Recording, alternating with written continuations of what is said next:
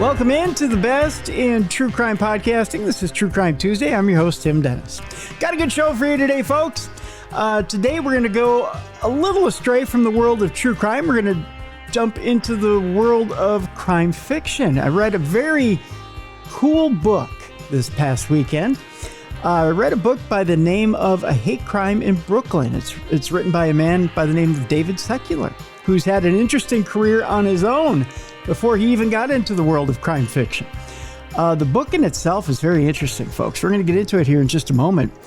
It has to do literally with a hate crime in Brooklyn, which highlights historical oppression of women, racial injustice, and offers hope for resolutions. It's a very, very good book, which is expansive. It's a great book, especially for this winter, to sit down if you've got a little bit of time to read, because it's a little longer than most novels, but believe it or not, action-packed, has a lot of good stuff in it, runs a couple of different storylines within the storyline, and you get to know these characters. These characters are rich, nice, full story. And again, we're going to talk to David in just a second. I want to tell you a little bit about David before we bring him on here. He was born in Brooklyn, New York, of course. David grew up in New Rochelle. Hey, that name of that city sounds familiar. You might know it from TV. With parents who made sure he kept his feet firmly on the ground instead of chasing a basketball. He's a dual citizen of both the U.S. and the U.K. David attended the London School of Economics and is a graduate of NYU Law School. He spent his career as a criminal defense attorney and legal writer and has tried and argued cases in federal courts throughout the U.S. and the state courts of New York. He's appeared and prepared appellate briefs heard before the U.S. Supreme Court as well. He has crossed paths and been involved in numerous notable cases with legendary counsel such as William Kunstler, and presided over by renowned jurists such as Jack Weinstein. Hate Crime in Brooklyn is the realization of a lifelong dream to expand his horizons and turn his writing talents towards fiction and stories that reflect his experiences and the unforgettable people he has been privileged to meet and represent throughout his career. We have a link in the description of this program to this wonderful book, A Hate Crime in Brooklyn. Ladies and gentlemen, let's welcome in for the first time, and certainly not the last, David Secular. David, welcome into the program today. Well, thank you. That could be the kindest introduction I've ever heard with my name attached to it. Oh, well, thank you. There's a little blurb in the back of the book that explains exactly where you got the inspiration for the book, but I want you to expound on it a little bit as to exactly where the inspiration for this book comes from, because it's interesting that one of the main characters you pull from comes from Albania, which, when we think of Eastern European countries and the Eastern European influence you could pull from, Albania is quite a small country to pull from. But tell me a little bit about your influences of where you pull from and why you pulled from that country in particular. That's a great first question. It actually really might have been the initial spark even for the concept of writing this novel. Is my career has pretty much taken me all over the place. I had a state court practice for a while in public defender organizations. Then I went into private practice in New York. And then my practice in New York had kind of transitioned to a federal practice in New York. Then I went into, don't want to diverge too much, but I joined some federal defender organizations, one in upstate New York and then one down in Tampa, Florida. And then for some personal reasons in 2011, I had came back to practice in state court in Brooklyn. Mm-hmm. So I had kind of had a pretty extensive career, and up until 2011, until 2011, from like 1990 to 2011, for a period of over 20 years, I was really practicing in the federal courts. And then when I came back to practice in state court in Brooklyn, I met an Albanian woman who I had become friends with, and we really became close friends. And she was even introduced me to her family, and I had never heard anything, never met anybody from Albania, knew nothing about Albania, and I had always kind of, I don't know whether prided myself may be the wrong word, but I'd always considered myself actually to be an extremely fortunate, but of always having a life filled with people from all sorts of different backgrounds, nationalities, races, religions, everything. And actually, it's been one of the things I feel most blessed in my life, which may sound strange in today's world, but I would like to advocate that that's what makes anybody a better person, and have a richer life. So when and actually she's mentioned in an author's note, the two protagonists in the book are mentioned in an author's note at the end of the book. So when I met Zulfa, she told me some things about Albanian culture that were absolutely stunning to me. One of those actually was the fact that during World War II, Albania was the only country in Europe where the Jewish population actually increased. And that was because Albania has, and it's referenced in the book, has this ancient code of conduct called the Kanun. Yes. And the Kanun requires that nobody is exalted like the guest. And if somebody comes knocking on your door, not only do you have to welcome them in, but you have to give them refuge, even taking precedence over your own family. So, not to digress too much, but during World War II, Albanians, if there weren't that many, but any Jews that were able to make it to Albania in seeking refuge, usually trying to get to yet another country and then get out of Europe completely. But if they made it to Albania, they were never given up by to the Nazis. They were protected, and heroically.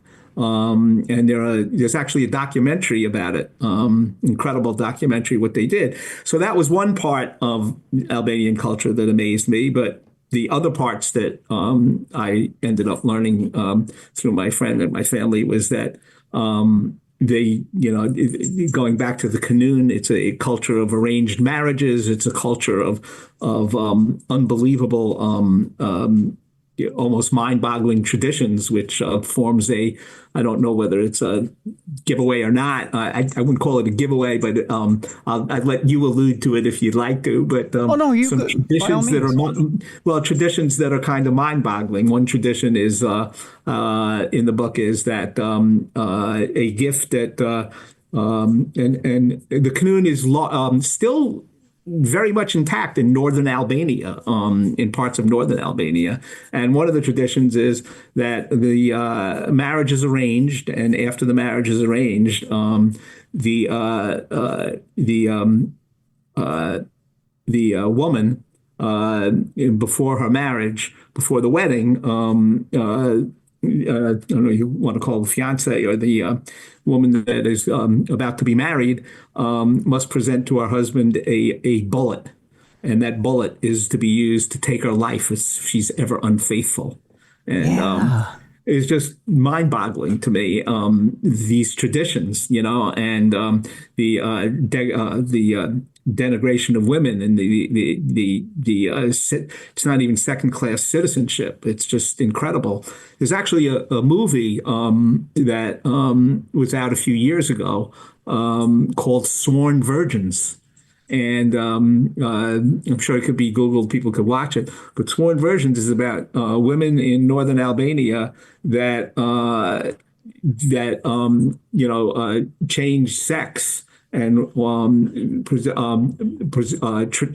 tried to transform themselves to men, and even if they still felt like a woman, would make themselves into men, and then they'd go to some seek a community far away from where they lived, and then live a single life as a sworn virgin presenting themselves as a man rather than suffer the fate of an arranged marriage. And it's actually yeah, it is a movie that could be Googled.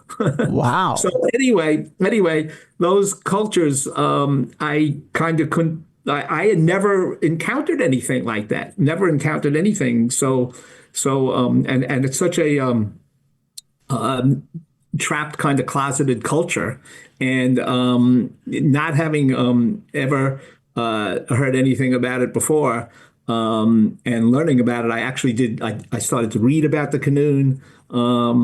I guess it also resonated a little bit. Not that I'm kind of like I am I'm kind of like my last name of secular when it comes to I don't really practice religion, but I am of a Jewish background, and it did remind me somewhat of the Hasidim and the arranged marriages there, especially the concept that all the woman is supposed to do is give birth to never to as many children as possible at the earliest age possible, and that the marriage is arranged. That was all very similar to the Hasidic.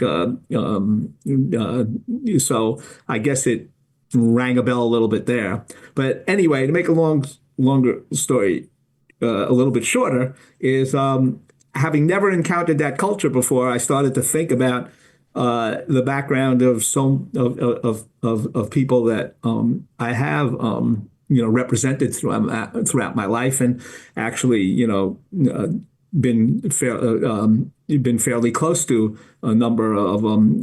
I grew up in a very diverse community of grew up with a number of very close African-American friends, and in my representation people as criminal defense attorney, I've been largely involved in the African-American community, and also having seen the how foreign the African-American community, the African-American community and the Albanian community, I couldn't think of two people that were more polar opposites. Oh, yes. Yeah. I got the idea of what if I had some encounter between the Albanian culture and African American culture, and that gave me the idea for the novel. And I got the idea of the Albanian American female protagonist from having befriended my friend Zelfi, and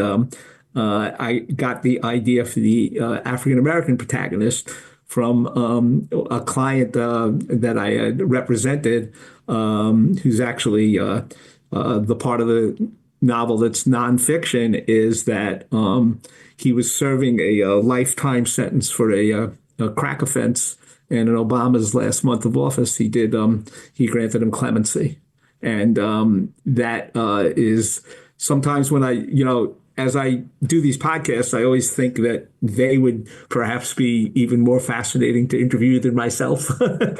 But my friend Tim he's actually been out for a while, ever since COVID, and he's thriving, living in since he's been released, and he lost all of his most of his 30s, all of his 40s. Didn't get out of prison until he was in his 50s, and amazing that he actually carries no bitterness in him, even though his offense didn't involve hurting anybody. It was just in my book explores it, the draconian nature of crack sentences dating back to President when Clinton was president.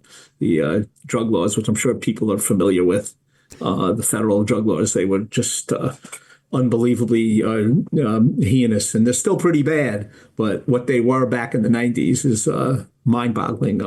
It's the reason for it fueled the whole the filling of federal prisons with black inmates like never before. Not that it wasn't already bad enough.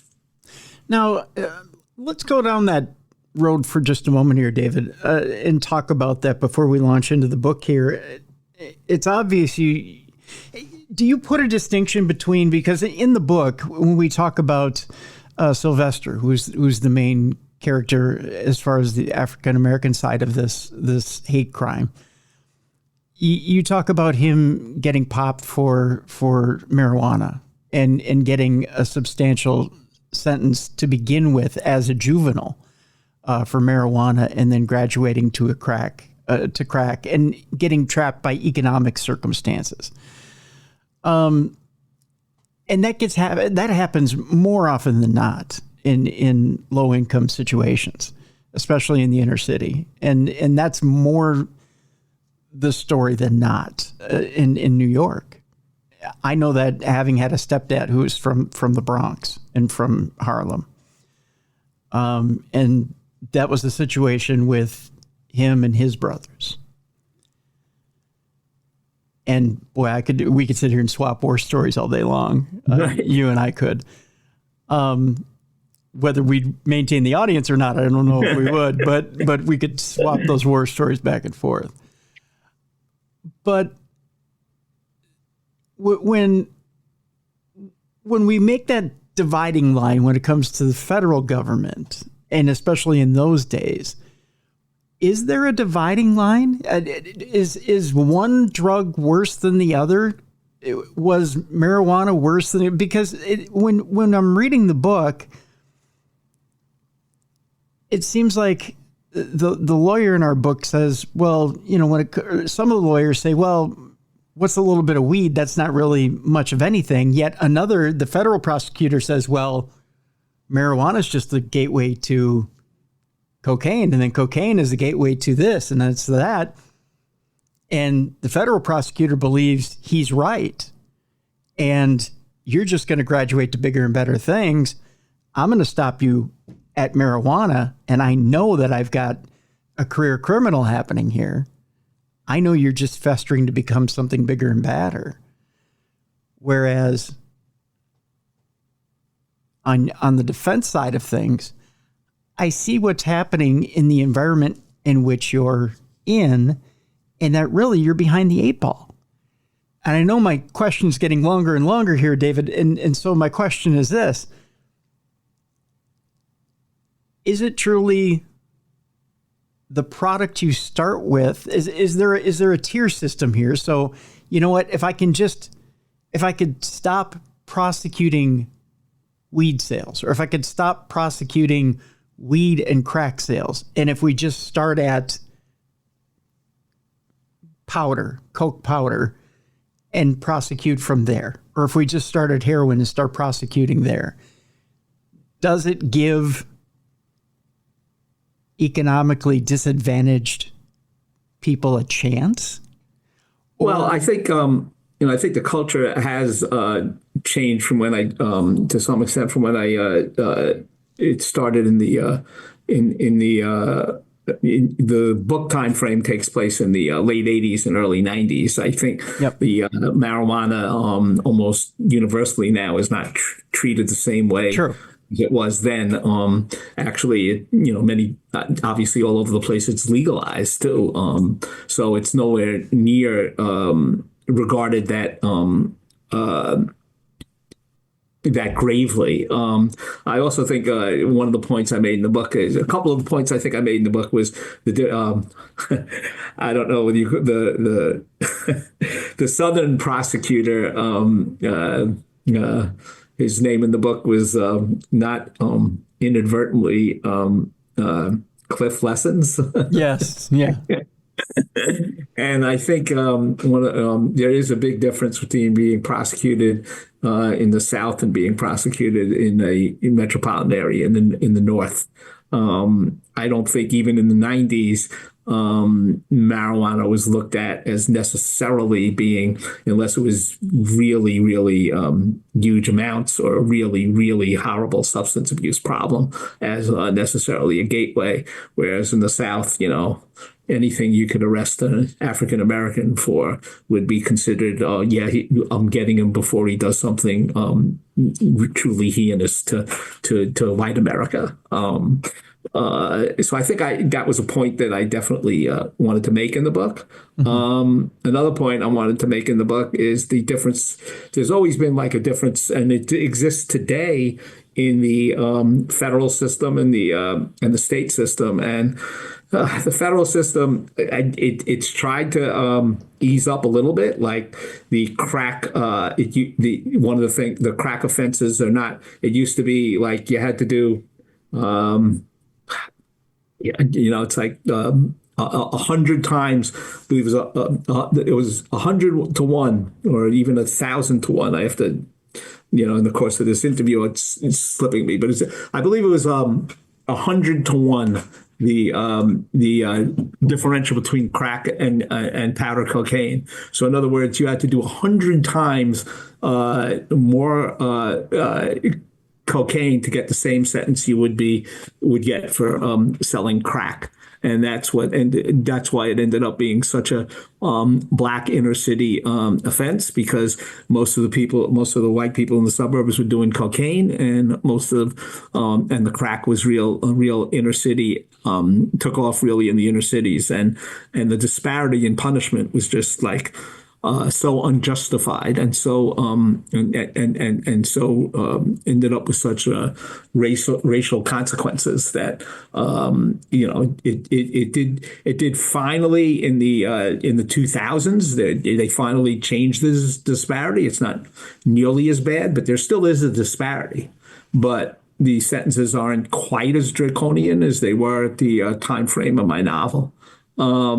But the other thing I tried to emphasize is the difference in the state system and the federal system is that especially in a place like New York, is that the state system, although I do hesitate to say, because I don't know what directions we're going in anymore, but I would think that the state system actually, though, we're now going back in that direction of who knows what the federal system is.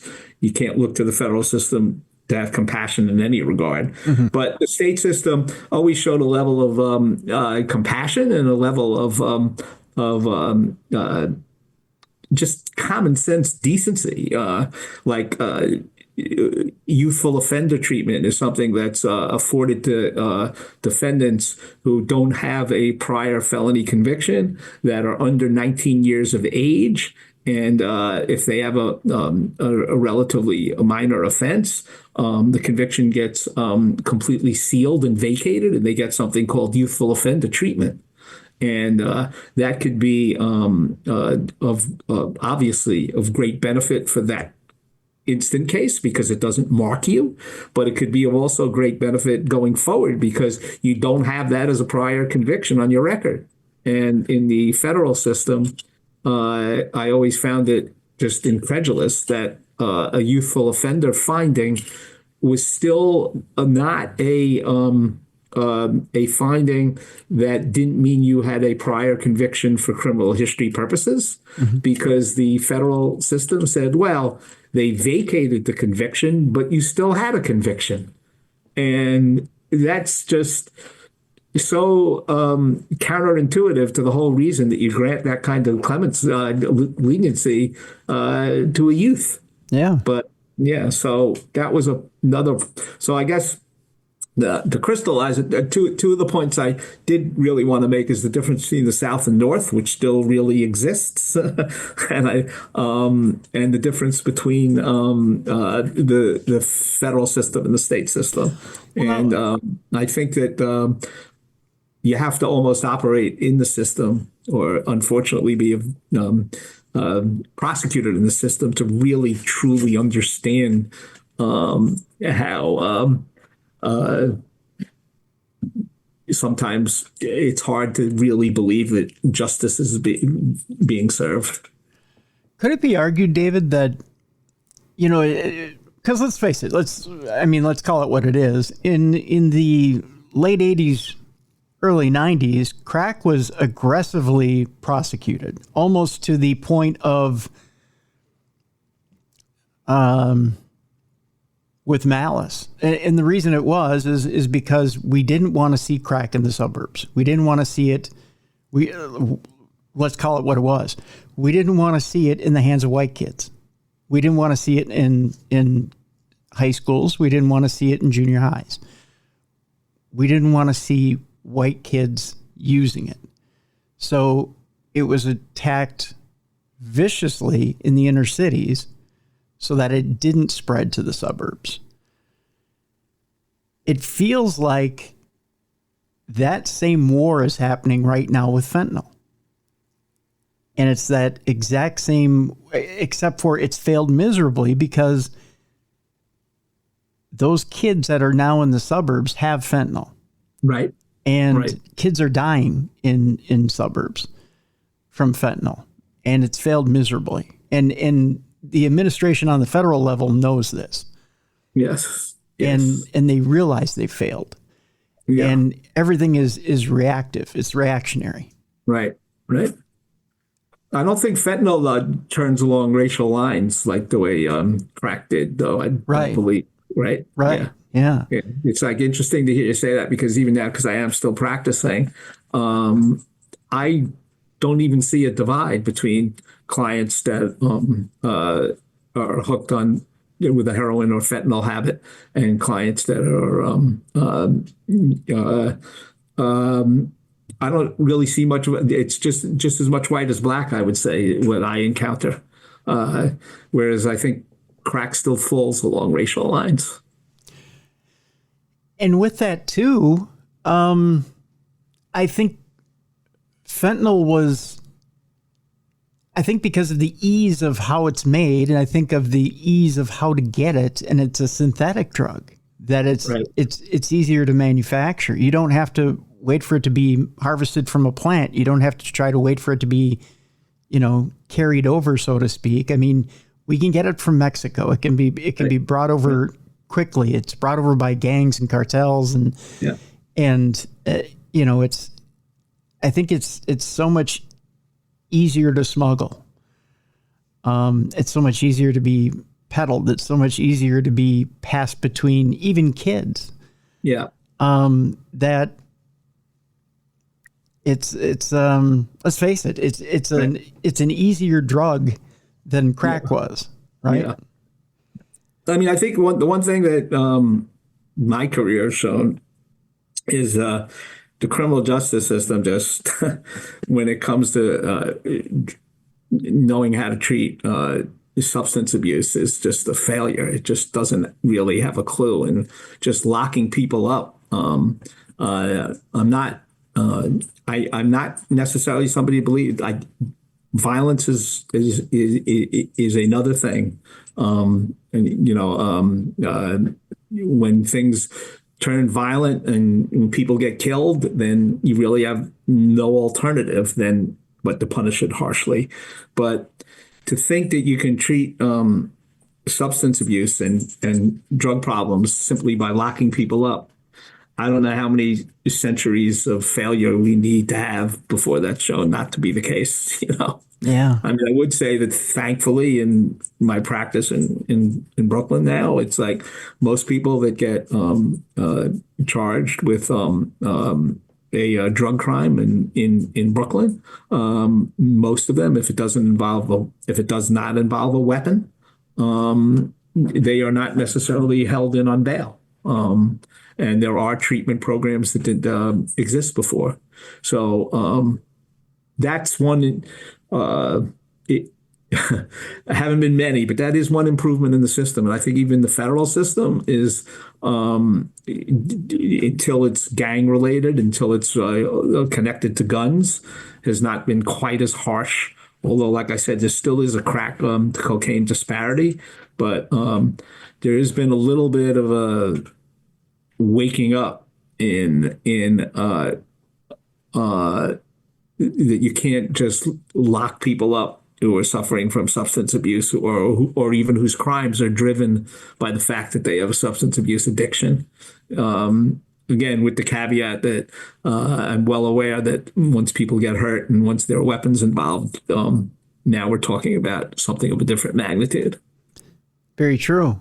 Do you find then in your practice that if someone gets popped for dealing even on a smaller scale, that if they're willing to kick up and turn somebody in and turn in someone, a bigger fish, so to speak, that Well, it's treatment rather than jail? yeah. Now? Yeah, well, I don't think that they're even leaned on necessarily to do that in the state system.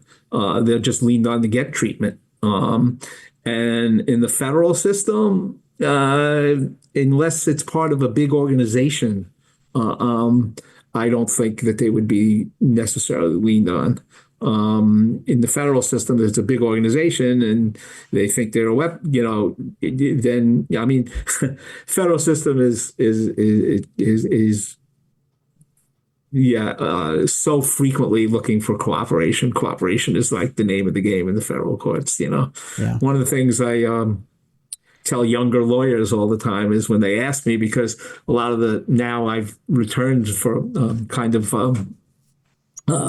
to the extent I'm not writing, I'm finishing out my career, kind of feeling I'm giving back to where I started a little bit back in the Brooklyn community in the state system. Mm-hmm. And when younger lawyers ask me the difference, because they're always fascinated by the federal system. And one of the things I tell them is that they have to understand is that the state system is an arrest is the beginning of the case. And in the federal system, an arrest is usually the end of the case because the feds don't really arrest you until they have so much overwhelming evidence against you and you've been investigated for quite some period of time. And they have everything lined up in terms of a mountain of evidence that the case is pretty much over. Although I will say this is a bit of a digression from things we've been talking about, but state and the state prosecutions usually used to be so much less overwhelming in the past, so much weaker than a federal prosecution. But the ball game has really changed now because almost everything we do is on video. Oh yeah. Yeah. So almost every, it used to be that when you got arrested by the feds, they'd have wires on you. They would have cooperators on you. Yep. And if you got arrested by the state, it would just be somebody's word, one word. And the evidence would be very, very assailable.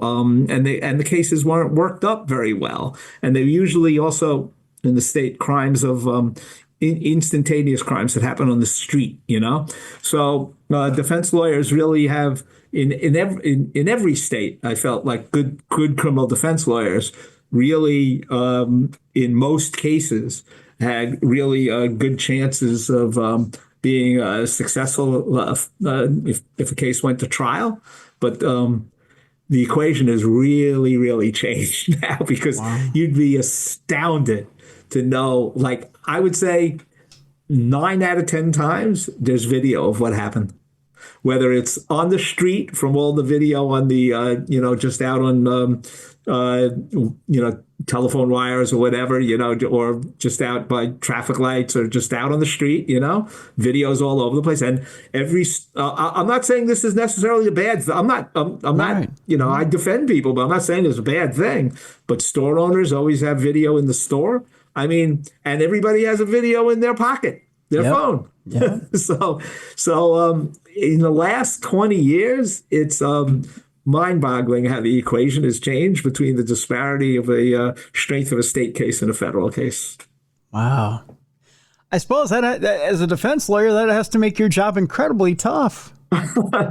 Well, I wouldn't say I laugh about it. Yeah, but it's like incredible because the first, I practiced exclusively federally up until 2011, and then I came back and started to do state cases in 2011 when I came back to Brooklyn. In the first few years, I said, "Wow, I could really win again." And I did, and then all of a sudden, I'd say around like 2015, 14, maybe a little bit earlier, I said, "What do you mean it's on video?"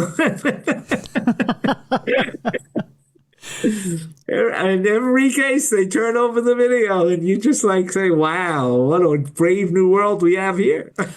Although without getting too spoilerish about the book, there is something in the book. There is a way around it. There is a way around, and you found it a clever way in the book around a video defense and a video defense to say, you know what, there is a way to interpret video in which you can get out of it. There is a defense around video. Yeah. So. Well, there's, creative defense lawyer always does try to have an alternative interpretation.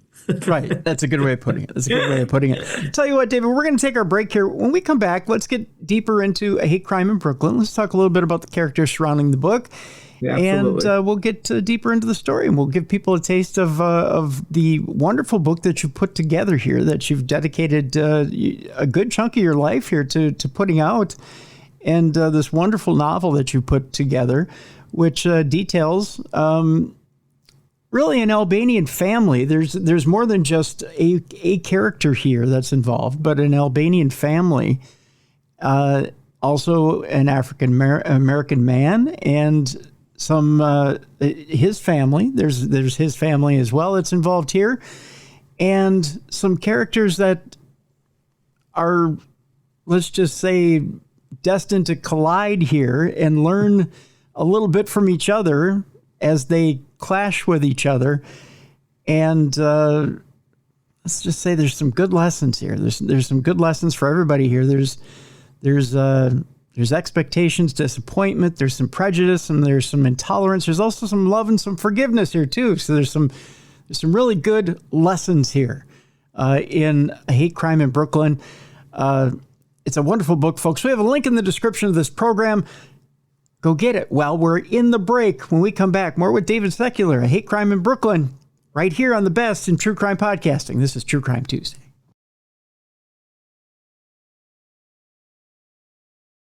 Welcome back to the best in true crime podcasting. This is True Crime Tuesday. I'm your host, Tim Dennis. My guest is David Secular. The book is a wonderful one. The novel is A Hate Crime in Brooklyn. And we have a link in the description of this program so you can get it for yourself. Before the break, David, we were talking, teasing that we're going to get into a little bit here and talk a little bit about the characters surrounded here in A Hate Crime in Brooklyn. Let's start it off. We'll start it off by teasing and talking a little bit about one of the more alarming passages that repeats throughout the novel. And you mentioned a little bit about it, about that bullet, that silver bullet, the bullet of infidelity. And it surrounds a character by the name of Sofia, who's been promised to her husband, Edward, here in the States. And she's only 15 when she comes over to the States. Incredibly young. And you could tell she doesn't want to come over here, but there's been a significant dowry paid to her parents in Albania. So she does what she must. The impression she has of America is, of course, she's wide-eyed and bushy-tailed when she gets here. I get to use a phrase. But to say that she has PTSD the minute she gets here is, I think, putting it pretty lightly, isn't it? I mean, give us a little a blush, if you will, of Sofia and what it is she's facing as she comes here. Well, and it was one of the surprises, I guess, in the book, as the book developed, was she certainly was brought up to know that she was going to be or brought up to not fight against an arranged marriage. And she also has an older sister who had an arranged marriage and not to the United States. And her parents made her feel that even as fearful as she was about leaving her homeland, going to the United States, the land of dreams, she had a fantasy, view of what it would be like to go to the United States. So she tried to console herself with the dreamlike image of where she would be going, the land of dreams and riches. And when she arrives, she ends up slowly but surely learning some overwhelming things. One is the man that she's been promised to is from our homeland, but he served in Desert Storm and suffers from post-traumatic stress disorder. And she's shocked because she was given pictures of him in the service. And when she lays eyes on him, she can't believe what she's looking at. And then the other revelation, slowly but surely, that comes to her is that the brother who helped arrange the marriage, who is supposed to be a successful and established and highly regarded businessman in America, turns out to be the head of the Albanian-American Mafia. So those two revelations are, as you said, to suffer some almost PTSD herself upon confronting that at 15 years old. It was quite a shock to the system. And, the book kind of takes off from there. And I think readers will find it interesting to see how she navigates her life in that system, in that network of relationships. And as Sofia is trying to navigate this new world, literally new world, and trying to figure out how she can step lightly and go from one set of masters in Albania, because she did have to literally and figuratively behave for her father and behave in a household where she couldn't talk back. And now she's with a husband and a brother-in-law who have laid down the law, and she has to obey and be very tightly managed, I guess is a good way of putting it. Here in America, even though America is the land of the free, she's not free to be herself. She's out doing laundry and kind of has a friend forced upon her, for lack of a better term, right? Yeah. Yes, that is her entry for the first time in her life to a person of color. And who she bumps into at the laundromat, and who ends up playing a pivotal role in the novel. Without giving too much away, she and Sophia, to Sophia's amazement, develop an extremely close friendship. Yeah. It helps to take Sophia out of her sheltered, shuttered existence for the first time in her life. Which there's a couple of things here that get Sophia moving. One of them is that this friend of hers has a small child. And it's hard for Sophia to imagine moving forward with Edward, because Edward has problems, being... It's a nice way of putting this here, David. Because of his injuries from the war, it's hard for him to think about, with all the different pain medications he's on and different medications he's on, it's hard for him to produce, so to speak. So he's having a hard time thinking of even wanting to have children, but because he's in a depression, and he's stuck with immense pain, and he doesn't want to get up off the couch. It's just, even though he's the super of their building. So for him, it's a tough go around to think of moving past himself.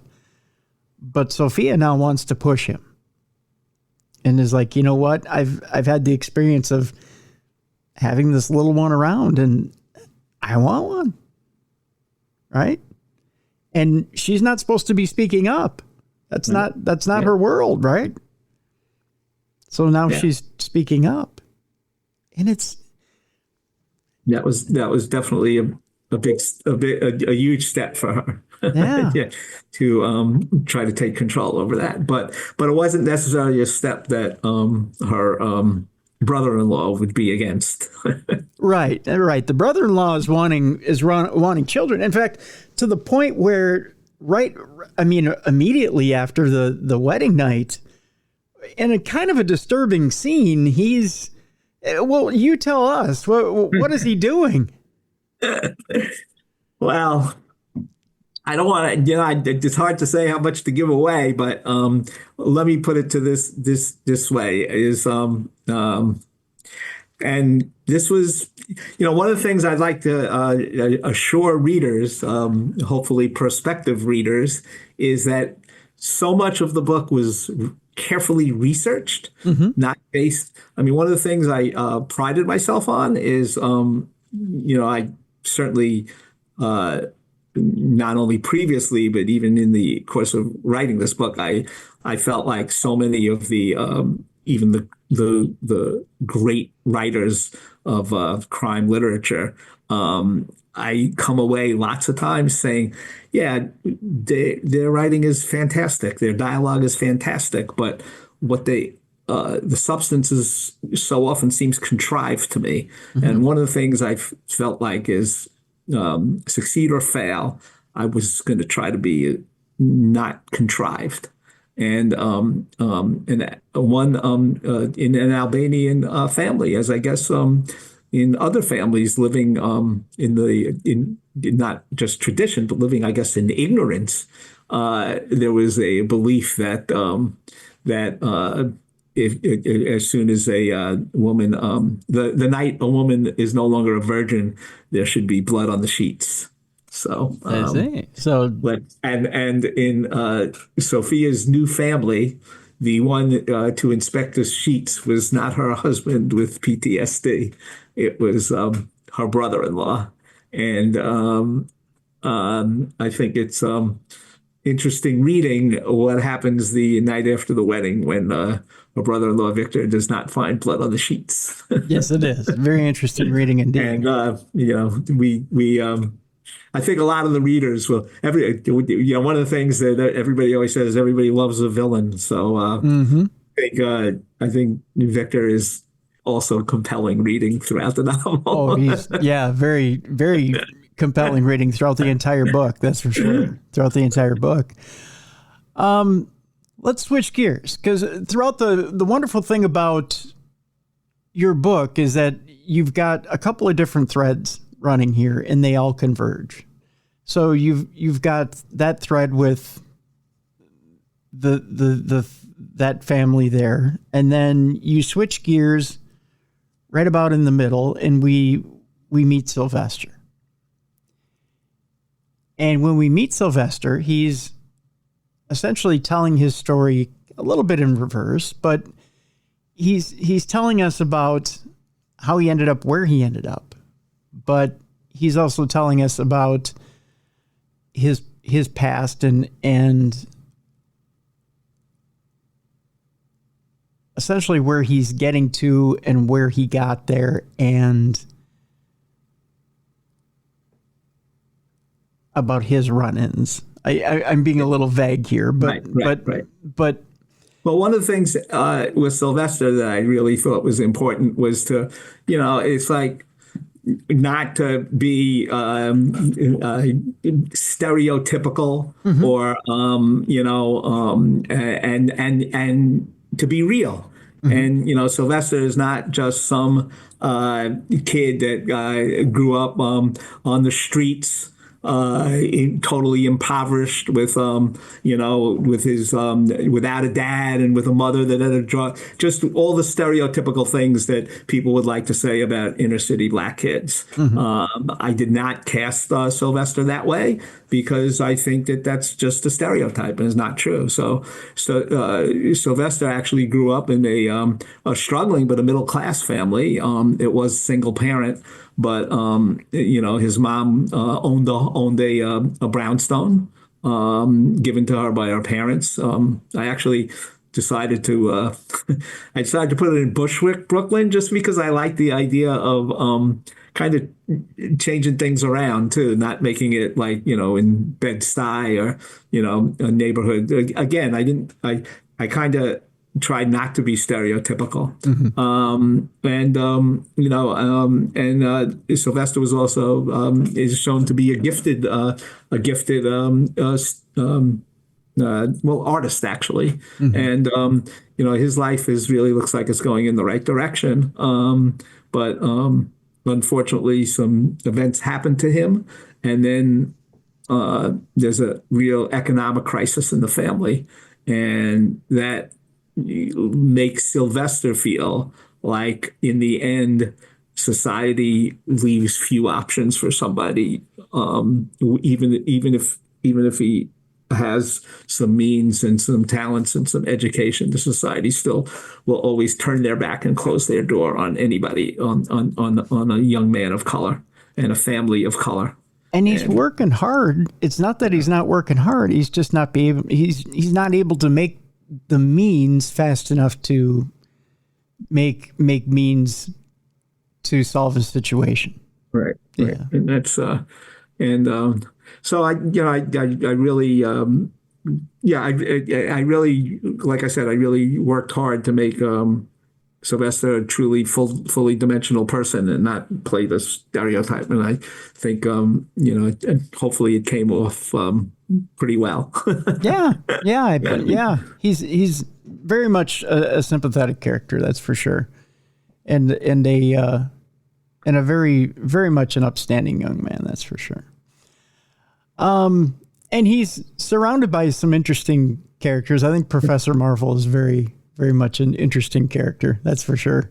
Reminds me of Professor Marvel was my venture into some of the when people ask me like authors that inspired me in writing the book, one was definitely was John Irving, actually. I found he was.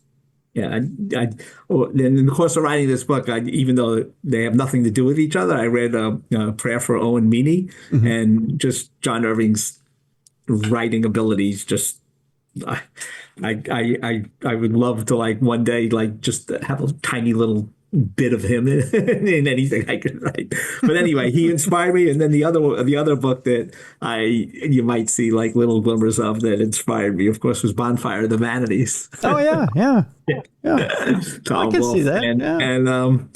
And Professor Marvel was kind of my satire of Cornel West. Yeah. I was just going to say, when I read the book, I thought Cornel West. That's who I thought. In fact, I even saw the hair and everything. I thought that was Cornel West. Yeah. I have great respect for Professor West, so I hope he doesn't get mad if he ever reads the book. Oh, I don't think he would. No. In fact, actually, I would expect he'll get a real kick out of it. Yeah. I just have to figure out a way for him to listen in on your podcast and buy a copy. You wouldn't give him a copy, even though it's written about it. I actually would. If he wanted, I would actually, after I get off with you, I'll tell my publisher, hey, we got to get one in Cornel West ad. There you go. Yeah. No, I completely thought that was Cornel West. As I was reading especially the courtroom scenes, I thought that to me, that's him, speech and all. Yeah, so we've got Sylvester there, and then I'm trying to decide how deep we go into this here today. Yeah, that's for sure, David, because you can't get too far into the book without revealing quite a bit. Yeah. So, but then essentially, I know we have to get to a point where we get to the crux of things and kick things off, and I'm leaving it to you to tell people the flashpoint where things. Well, I mean, a couple of things is I guess even before we I guess the flashpoint is what is obviously the crime, and where again, I guess we want to tread a little lightly because I do want people not to. I want people to find out from reading the book, but that's where Sylvester and Sophia's lives interact and change forever. And there's on the day they meet, there's a festival taking place in Prospect Park, an Albanian-American festival, the first time it's ever been held in Prospect Park. And Sylvester is at Liberty, and he goes for his weekly run in Prospect Park, where he afterwards he meets the professor for lunch, because the professor West is vanquishing people at the chessboards in Prospect Park. And at the end of the festival, Sophia has a fight with her daughter, and they're taking when they're taking their husband home, she's running out of the park. I don't want to necessarily get into too much detail, but there is a collision with Sylvester, and that collision leads to what ends up being a crime, ultimately, and Sylvester's the victim. And then there's we flash forward later, and so rightly or wrongly, Sophia is charged with being involved in the crime against Sylvester, and there's a federal trial that takes place. And I guess I should say that I guess in many ways, although it's not autobiographical in any way, but in many ways, the two things that were, I guess, easiest to write was the defense attorney, who I could just use myself as a springboard to, in the character of the defense attorney. His name actually is David Sherman. Is mine. So he even has my first name. And I'd like to think also that one of the things I felt I was able to do throughout the book was, when it came to the courtroom scenes, the writing was the easiest, because I would just pretend it was a real case and figure out when I get into the cross-examinations. It was amazing to me how I never had to search for anything. I could just do it, which made me kind of happy, like I said, I feel like, I mean, maybe it's egotistical of me, but, I've read a lot of the great courtroom authors, I mean, obviously the best of the best is Grisham, but I'd like to, without being too egomaniacal, I feel my courtroom scenes are the product of, decades of trials in both federal and state courts.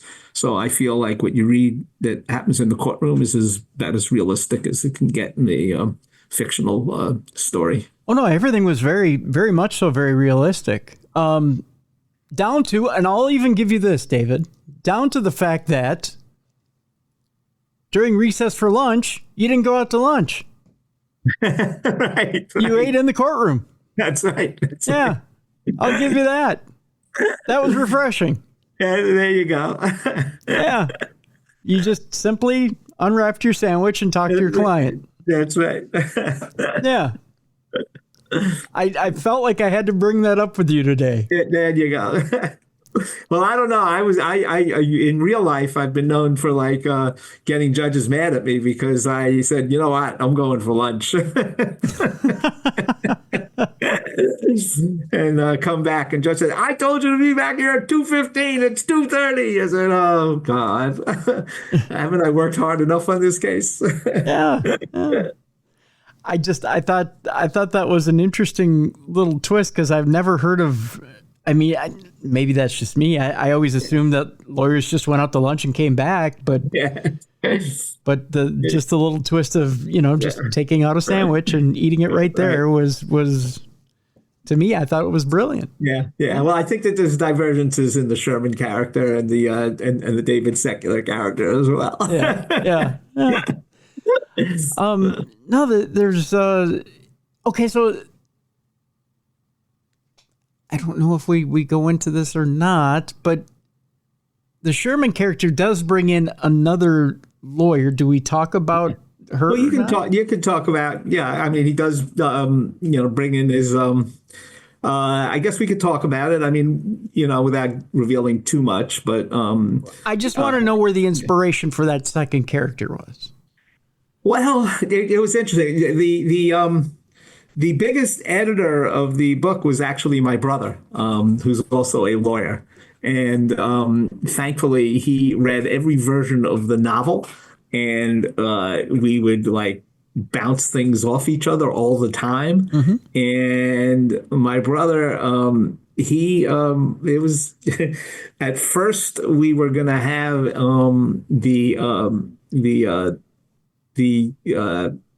that character be Sherman's niece, who is also Jewish. Okay. And then my brother, actually, we banged these things back and forth a little bit. And then my brother said, I think the novel will be more interesting if his niece is African American.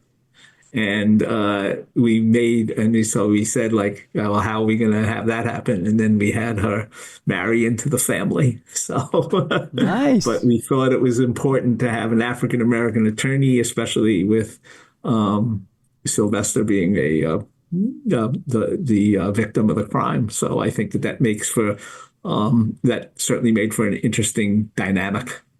Yeah, like I said, there's lots of brilliant little twists and turns in this book that make you go, interesting. I like that. I like the fact that came out the way that it came out. Yeah. And yeah, the only thing I guess we can't reveal, and maybe I'll say this because I hope it like really hooks people into reading the book, is we're not going to reveal the outcome or the full after and immediately what happens following the trial. Yes, no, we're not going to do that. We're not going to do that. No, I feel that those are. I feel like the. I'd like to say that the chapter, I'd like to hear your reaction to it, but I'd like to feel that one of the biggest surprises in the book is the chapter following the trial. We'll talk about it off air. Yeah. We'll talk about it off air. Yeah. But that's a reason to read the book. It's a shocker. Yeah, it's definitely a shocker. Yeah. It's not one you would expect, folks. I'll give you that. Yeah. But one of the things I mean, I don't know whether I should get into it right now or a little bit later. But I mean, to me, I feel like I totally appreciate when you talk about the multiple themes and characters and everything else that the book has to offer, I hope, and to attract people to reading it. But when people ask me a lot of times, if I could sum up one of the reasons for writing the book, I think a major, perhaps paramount reason that I wanted, that what lies at the heart of the book was a feeling that there's such prejudice that exists inside us that it's not just totally racist people that have prejudice in them, that people have prejudices in them that they don't even realize. Yeah. I tried to speak to that. And I tried to speak to like really how difficult it is for us to overcome prejudice that I wouldn't say we're born with, but I would say that society drills in us since from almost like when we're as soon as we can think.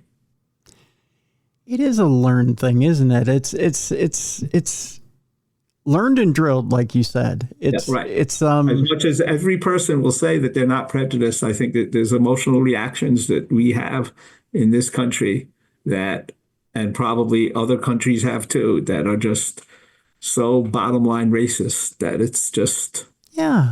and people won't admit it to themselves. They'll say that they're not, you know. Right. And Right. I would like to think that's a major theme that I tried to address in the book. Really, really would like to think that that's one of the things that took my book.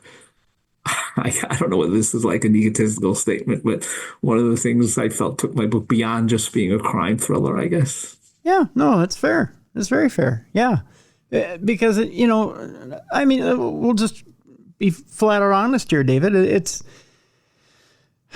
We're living in tumultuous times again, and I don't know why. You know, there's in 2025, and I'll get on a small soapbox here.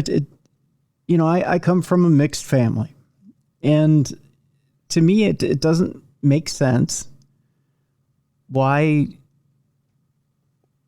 people just can't look past simple things. Simple things like whether it be people's different religions or skin colors or whatever it be, we're all just human beings, right?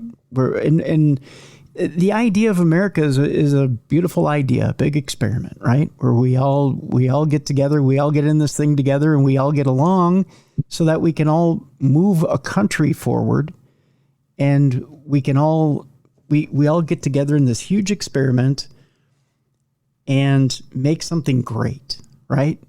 This huge melting pot where we get together, all these cultures get together and make something special. One big country of a special thing, right? And the idea was that we would all come together and make something special. One big goulash, if you will, right? One big cultural goulash. But it's... I know, it's, yeah. Where we thought we were going in 2008 and where we have gone is so sad. Yeah. It's just so, it's beyond, it's so sad. Yeah.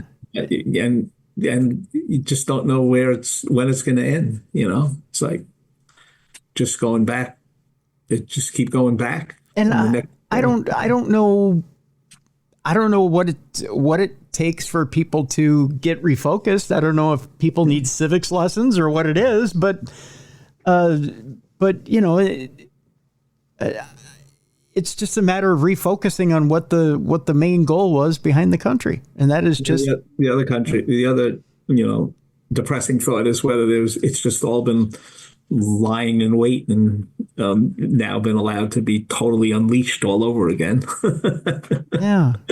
I hate the idea that, you know, they say, well, history is doomed to repeat itself. Nothing's ever doomed to repeat. I mean, right. You know, you can avoid Absolutely. the horrors of the past if you just stay vigilant, right? Yeah. And move forward. Well, we just have we just have to hope there's going to be some standing up to what we see in front of us right now, you know. And also, I don't know whether sometimes it's sad because we almost feel like we're in a society that or we're in a time where people just feel like no matter how much they may be against what's happening, they feel like, oh, well, I'll just retreat to my computer and live in my computer world. I just think the passion of resistance does not really exist like it did when I was growing up. Yeah.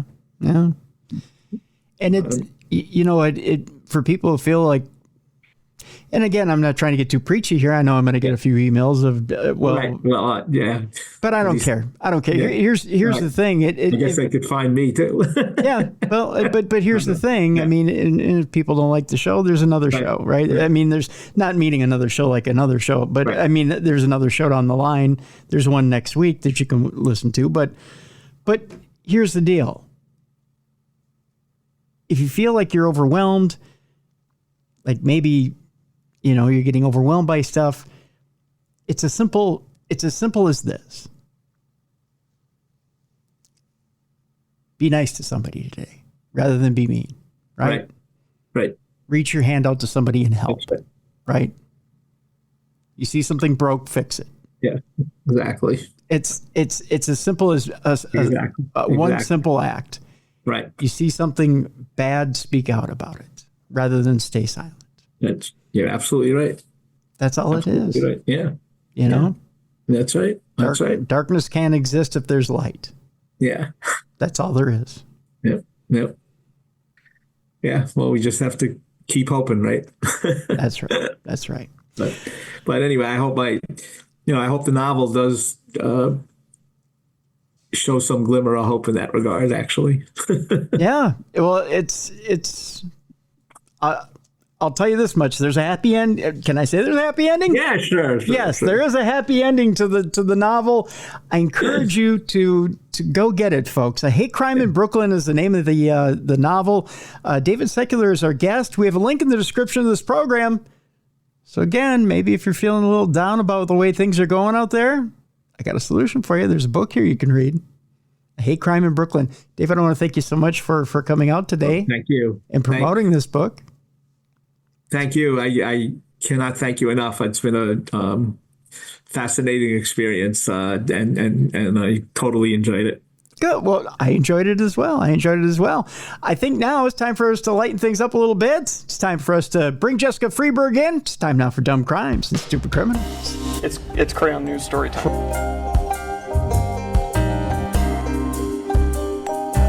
What happened with this dude, Christ Bearer? I heard he cut his penis off and then jumped off a balcony. Suspect pulls gun from butt, shoots twice at Denver police. What is your emergency? I need help. And what's the problem? I'm too high. You're too high? Yeah. It's that time. The time you've all been looking forward to. It's time now for Dumb Crimes and Stupid Criminals. And with that, I need a co-hostess. So what I've done is I've reached out to the Dallas Mavericks because if they could trade Luka Doncic, certainly they can find me a co-hostess. And I've got one that I think is just as good as Luka. I mean, she knows how to take it to the hole. She knows how to pass. She knows how to shoot from three. And she's got 3 best-selling books on the Hindustan Times bestsellers list. Ladies and gentlemen, here she is, Jessica Freeberg. Jess, how you doing? I'm good. I had no idea I was so multi-talented. Well, you know, I've discovered your hidden talents. I know that's a line ready to be served up for anybody out there in the listening audience, but yeah. But welcome aboard. Yo, happy to be here, Tim. Thank you. I'm happy to have you. You know, I actually, our first story today has something to do with sports. I have sports analogies all the way around. I was just sitting here thinking as Luka went to the Lakers, I was thinking, it's only a matter of time because they did it behind. I know I'm getting deep into sports analogies here, and people are like, "This is true crime. It's not sports, Tim." I was just sitting here thinking it's only a matter of time before we get LeBron James on the Timberwolves. I know I'm dreaming, but they did the trade behind LeBron's back, and you never know. If we get LeBron, we get Bronny, we get Edwards. It's only a matter of time before the Timberwolves have a ring, right? Yeah, that would be amazing. I'm waiting for that day, Tim.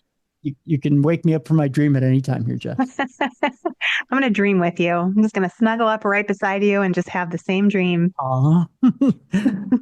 So long since somebody helped me. Oh, by the way, speaking of somebody holding somebody, it's Elmo's birthday today. Get out of here. Did you see my post today? No, I haven't been on social media yet. Well, happy birthday, Elmo. It's Elmo's birthday today. Poor little guy. He spends his entire life with somebody's hand up his ass. He gets one day where he gets to blow out candles. Today's the day. I'm just so happy for him. I am too. I hope he does something special with his birthday day. Me too. Yeah. I mean, it's him and all the kids on Sesame Street. So just so happy for him. So. Wow, I miss those days of watching Sesame Street. Yeah. I should go back in time. I do. It was a simpler time, Tim. Didn't have to worry about adult things and. Well, now it's kind of hard to find. I mean, you kind of have to go to HBO, don't you? Yeah, I suppose it's not on anymore, is it? On the PBS. It is, but it isn't. I mean, you can catch some I think you can still catch it somewhat on PBS, but I think you have to go to Max or HBO in order to see it. Oh, interesting. I had such a hard time when my kids were little and they came out with Daniel Tiger. It was like a spin-off of Mr. Rogers' Neighborhood, kind of, it was like Really? the same kind of idea and it had like some of the same kind of characters, but they were all animated. I hated it. I'm like, this is garbage. Where's Mr. Rogers? I mean, I know he's dead, so it's not like they could bring him back. Zombie Mr. Rogers, I think would have been awesome. Ooh, I would have liked that. Yeah. Except for, brains wouldn't have been very, very fun, for half an hour, especially when he went Mr. Rogers eats all the friends in his imaginary world. Yeah, it would have been a really scary show for the kids. I'm just saying. Yeah. The mailman comes to drop off the mail for the day and Mr. Rogers eats his brains. Yeah. Speedy delivery. I like it. Oh, Yeah. I feel like there's potential there, Tim. I feel like we should write this children's program. Yeah, except for if you TV 14, it wouldn't be so much for the kids anymore, would it? But This is only for the kids with cool parents. that's right. Yeah, cool parents or parents that belonged in a jail cell. Yeah, or the parents who are passed out, in the corner somewhere. Yeah. In a liquor stupor. Just That's our audience. there. But mommy, I'm scared. Oh, shut up. Mommy, Shut up and get me another whiskey. That's right. Go get daddy a beer out of the fridge. If you're scared. There's a light in the fridge. I'm not turning the ones on in here. It's too bright. Yeah. Oh, But, it takes all kinds, I guess, to raise dang it. We better just stick to the dumb crimes and stupid criminals. Yeah. Well, that's how dumb crimes and stupid criminals get started, isn't it? Right? True. Yeah. True. That's the environment it fosters, I guess. Let's go with the stories here, Jess. Our first one has to start. I said it started with a sports theme. I guess we'll start with a sports theme. I found an interesting story about a man who claims he stole Yogi Berra's World Series rings and then melted them. What? Why would you do that? Because the gold is valuable. I mean, I guess. I would think the ring would be way more valuable.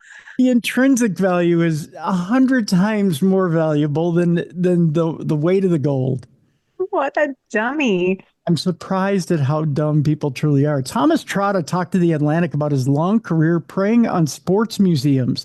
A trial is currently underway in Pennsylvania involving 4 men who prosecutors say worked in an unusual burglary ring.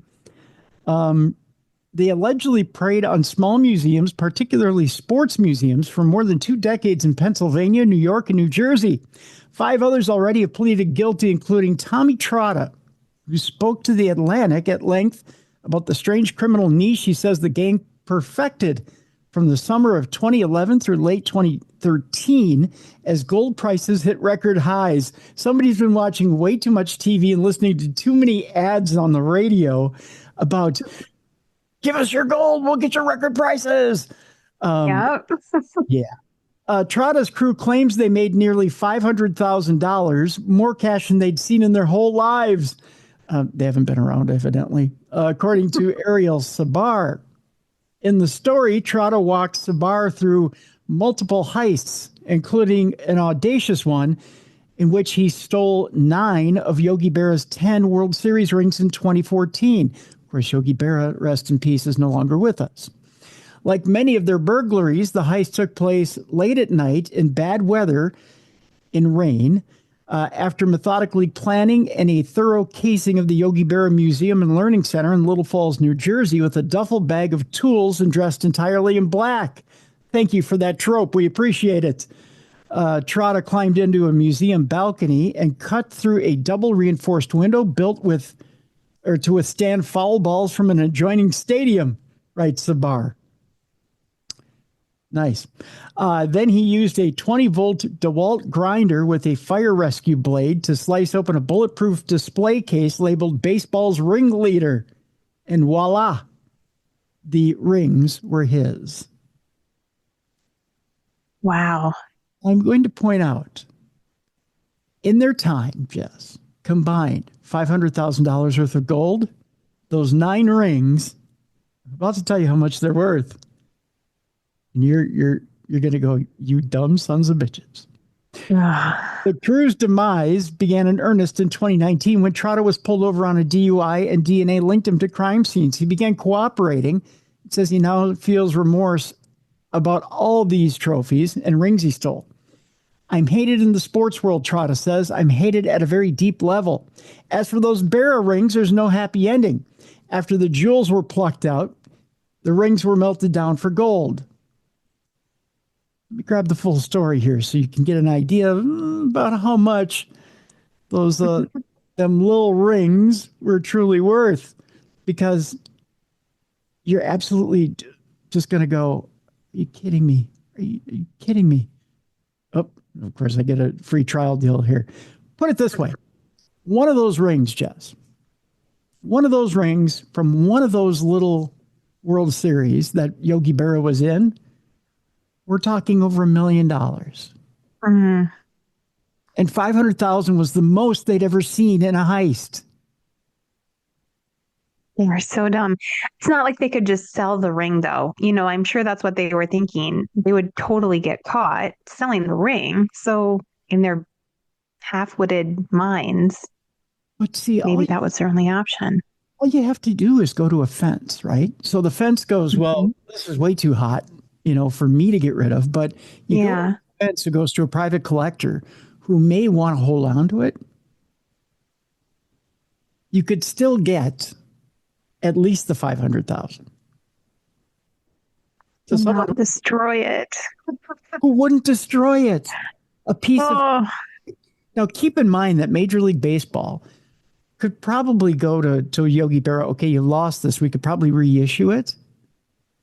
It would be a replica. It wouldn't be the same. Right. But pardon my language. God damn, are you dumb? Are you stupid? To go. So dumb. I've got 9 of these precious World Series rings that are probably worth millions. I'm probably sitting from Yogi frickin' Berra. Like, if you don't even know anything about sports, you know Yogi Berra. And you know the famous sayings, right? Yes. And so why are you even... this guy, tops stupid this week. Tops stupid. Yeah.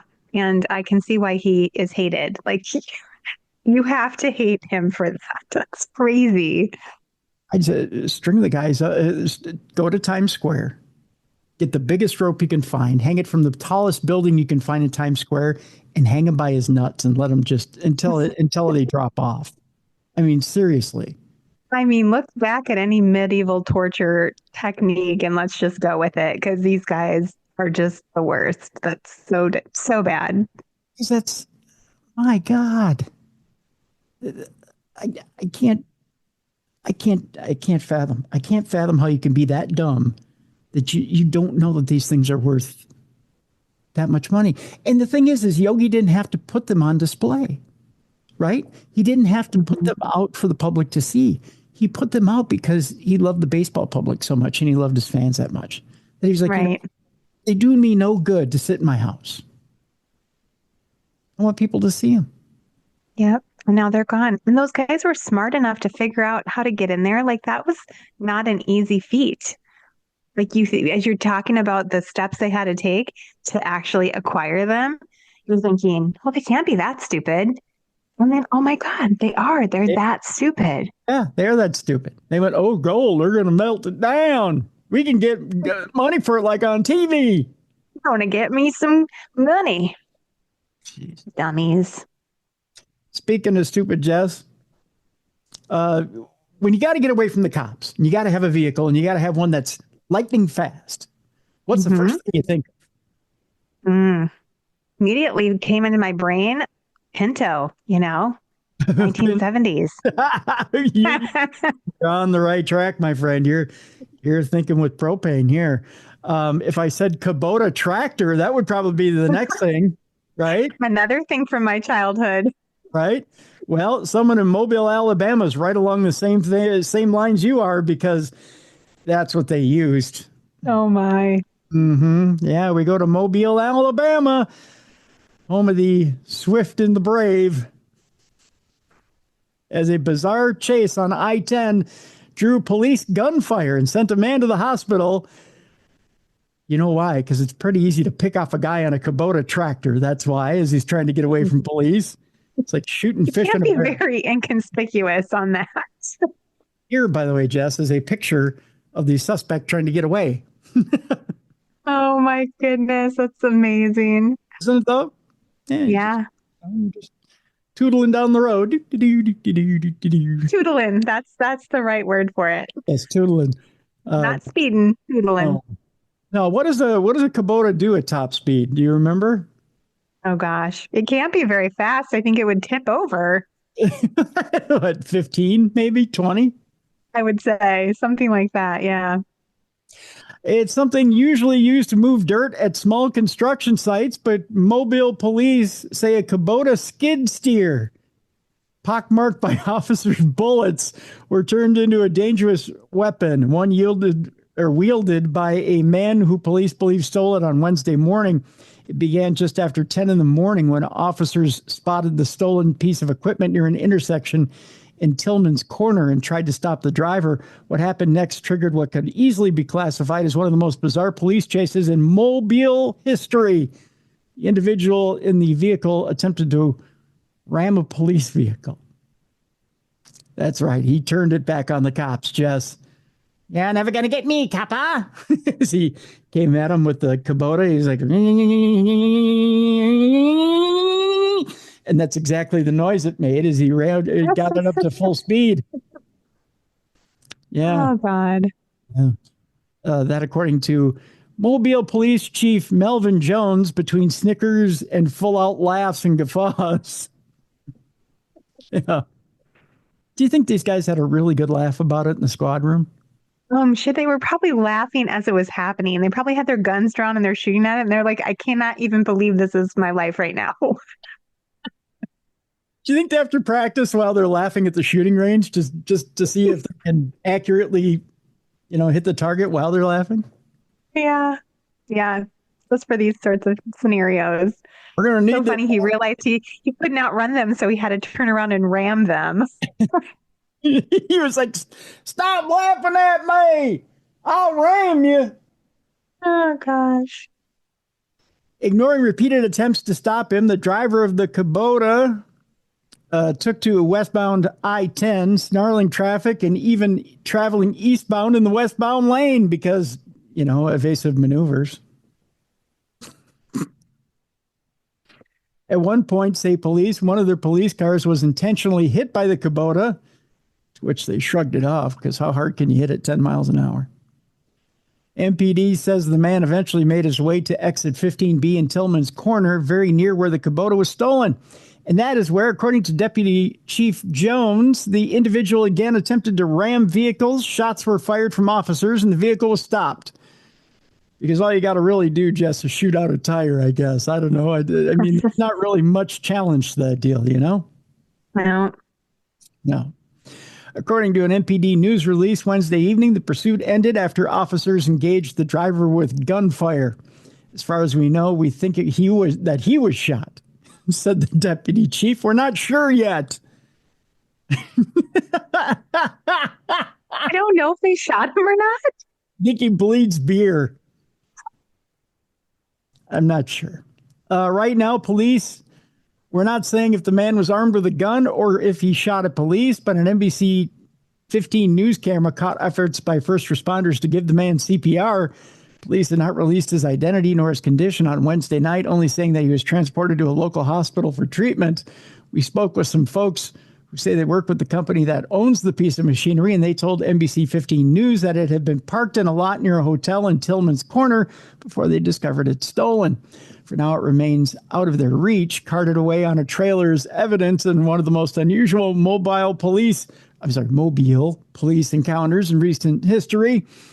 While we still don't know if the man was armed with a gun, police do say he was using the Kubota skid steer as a weapon when he hit one of their vehicles. So fire away. I mean, fair. Yeah. I do hope he's okay, though. Well, yeah. I mean, you take it on yourself when you aim that Kubota at 10 miles an hour at a police officer. Just saying. Yep. I mean, that's a big device. You could definitely run someone over with it. Yeah, well, you can do damage. Mhm. Police say they learned he attempted to hit a citizen as well at the very beginning of the bizarre ordeal. So he had it Oh coming my at the face. gosh. Yeah. So, Trying to run over people. yep. He was like, "Look out, Mildred!" And then he went after her. So, yep. This reminds me of the guy who sang the song "The Streak." It reminds me of like the Mhm. sequel to "The Streak." I don't Yeah. know. Just has that wacky category to it. I think so. I feel like I could outrun it though if he was coming after me. You think so? Yeah, I mean, I've been running a lot and I think I could probably go more than 10 or 15 miles an hour if I had to. Well, it's a zigzag patterns, Jess. Outrun a tractor or a zombie. There you go. Or a zombie That's all I kid need. from Mr. Rogers. Yeah. I mean, either way, Yeah. a zombie Mr. Rogers. We could all outrun a zombie Mr. Rogers, I think. How do we get on that, by the way? It was Happy Birthday, Elmo, zombie Mr. Rogers, guy on a Kubota tractor. It's already got off to a crazy start. This is a good episode. Already. Well, kids, it turns out we talked about bus drivers in the past and wacky bus drivers, right? We got a wacky bus driver this week. All right. Yeah, well, it school's in session and we're fresh off winter break. And of course, it gets cold on the school bus this time of year. And if it gets cold on the school bus, you might need a little nip just to keep you warm. Just saying, that's what one school bus driver in Heartland decided. 72-year-old Heartland bus driver was arrested on multiple charges, including OWI, or operating while intoxicated, Jess. Oh, no. Because you do need a little schnapps in the cocoa when you're driving a bus. Just saying. I'm full of chill. I mean, I understand. I feel it. But as a parent, I would be quite disappointed. Oh, I think they're more than a little disappointed. I think they were downright pissed. That's what it came down to. Although it doesn't surprise me. It's Wisconsin. So yeah, little Wisconsin. I don't mean to cast aspersions or bring up the old Scotty stereotype here, but don't most bus drivers in Wisconsin drive drunk? I mean, isn't it part of the training? I mean, it's a beer in one hand, the steering wheel in the other, and let's talk about Brett Favre and the Packers. Isn't that part of the deal? Down and shut up, kids. Yeah, shut up back there. Let's talk about why Aaron Rodgers had a sucky year with the Jets. Isn't that pretty much isn't that how the whole thing goes? I think it's in the handbook, probably, but I think that's how it goes. The ordeal unfolded just before 4:30 p.m. when a student called 911 from the school bus to report the concerning behavior. See, snitches get stitches. Either that or they get stitches when they hit the seat, when the bus driver hits the brakes a little too hard after drinking a little bit. Yeah. Yeah. We go to Heartland, Wisconsin, Jess, where a 72-year-old bus driver in Heartland was arrested on Monday and faces multiple charges, including operating while intoxicated, after police said he wouldn't let kids off the bus and was driving erratically. Yeah, you're not getting off here, Nah. That's almost like kidnapping. Well, let's just say Tipsy McStagger had to go to the liquor store first to get more beer, and then I'll drop you off at your house. That's how priorities. Yeah. I got to go get another fit. Another fit is another fit of whiskey. The ordeal unfolded just before 4:30 p.m. when that student called 911 from the school bus to report the concerning behavior. This is why you should get your kids a cell phone for Christmas or their birthday. Yes. Yeah, that's why cell phones at school are a good thing. We couldn't defend ourselves when we were kids. We didn't have such fancy devices. That's right. We just had to hold on for dear life in the back seat while the bus driver drove drunk. Actually, I had a bus driver who got pulled over when he was driving us home. I don't know if I ever told you that story, but No. I don't know what he was doing wrong. I just remember very distinctly being pulled over on the bus and we're all looking at each other and we're like, are we getting pulled over by the cops? Are they going to take him to jail? But they didn't. I don't know what the deal was. His name, though, bus driver's literal name was Dick Crap. Yes. Yeah, dick crap. This is my bus driver. Did you ever call him cock poop just for fun? No.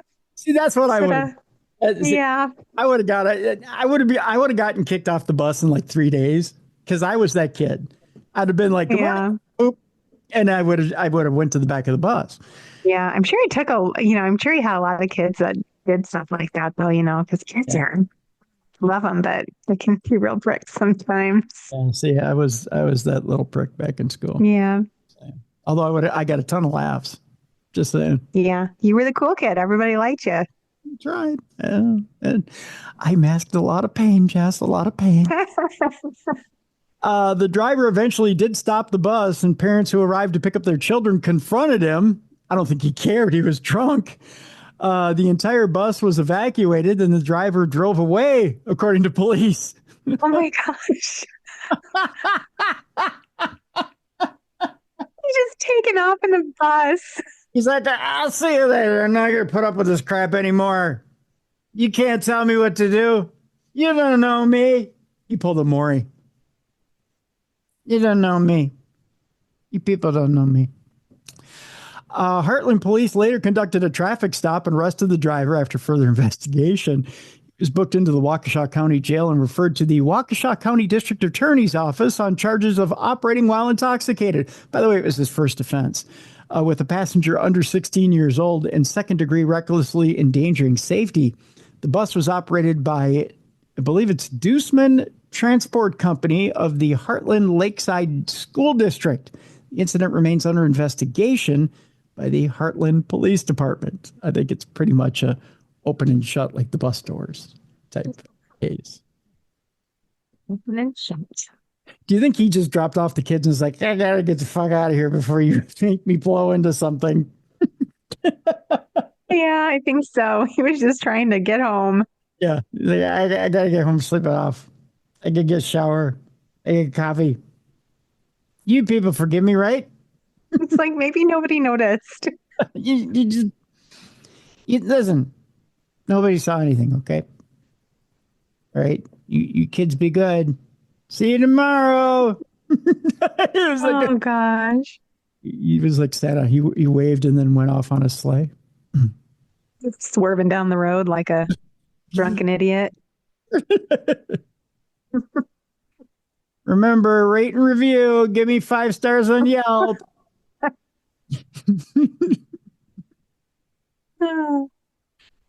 Like an Uber service. Give me 5 stars. Kids are so good. I won't hold it against the kid who called.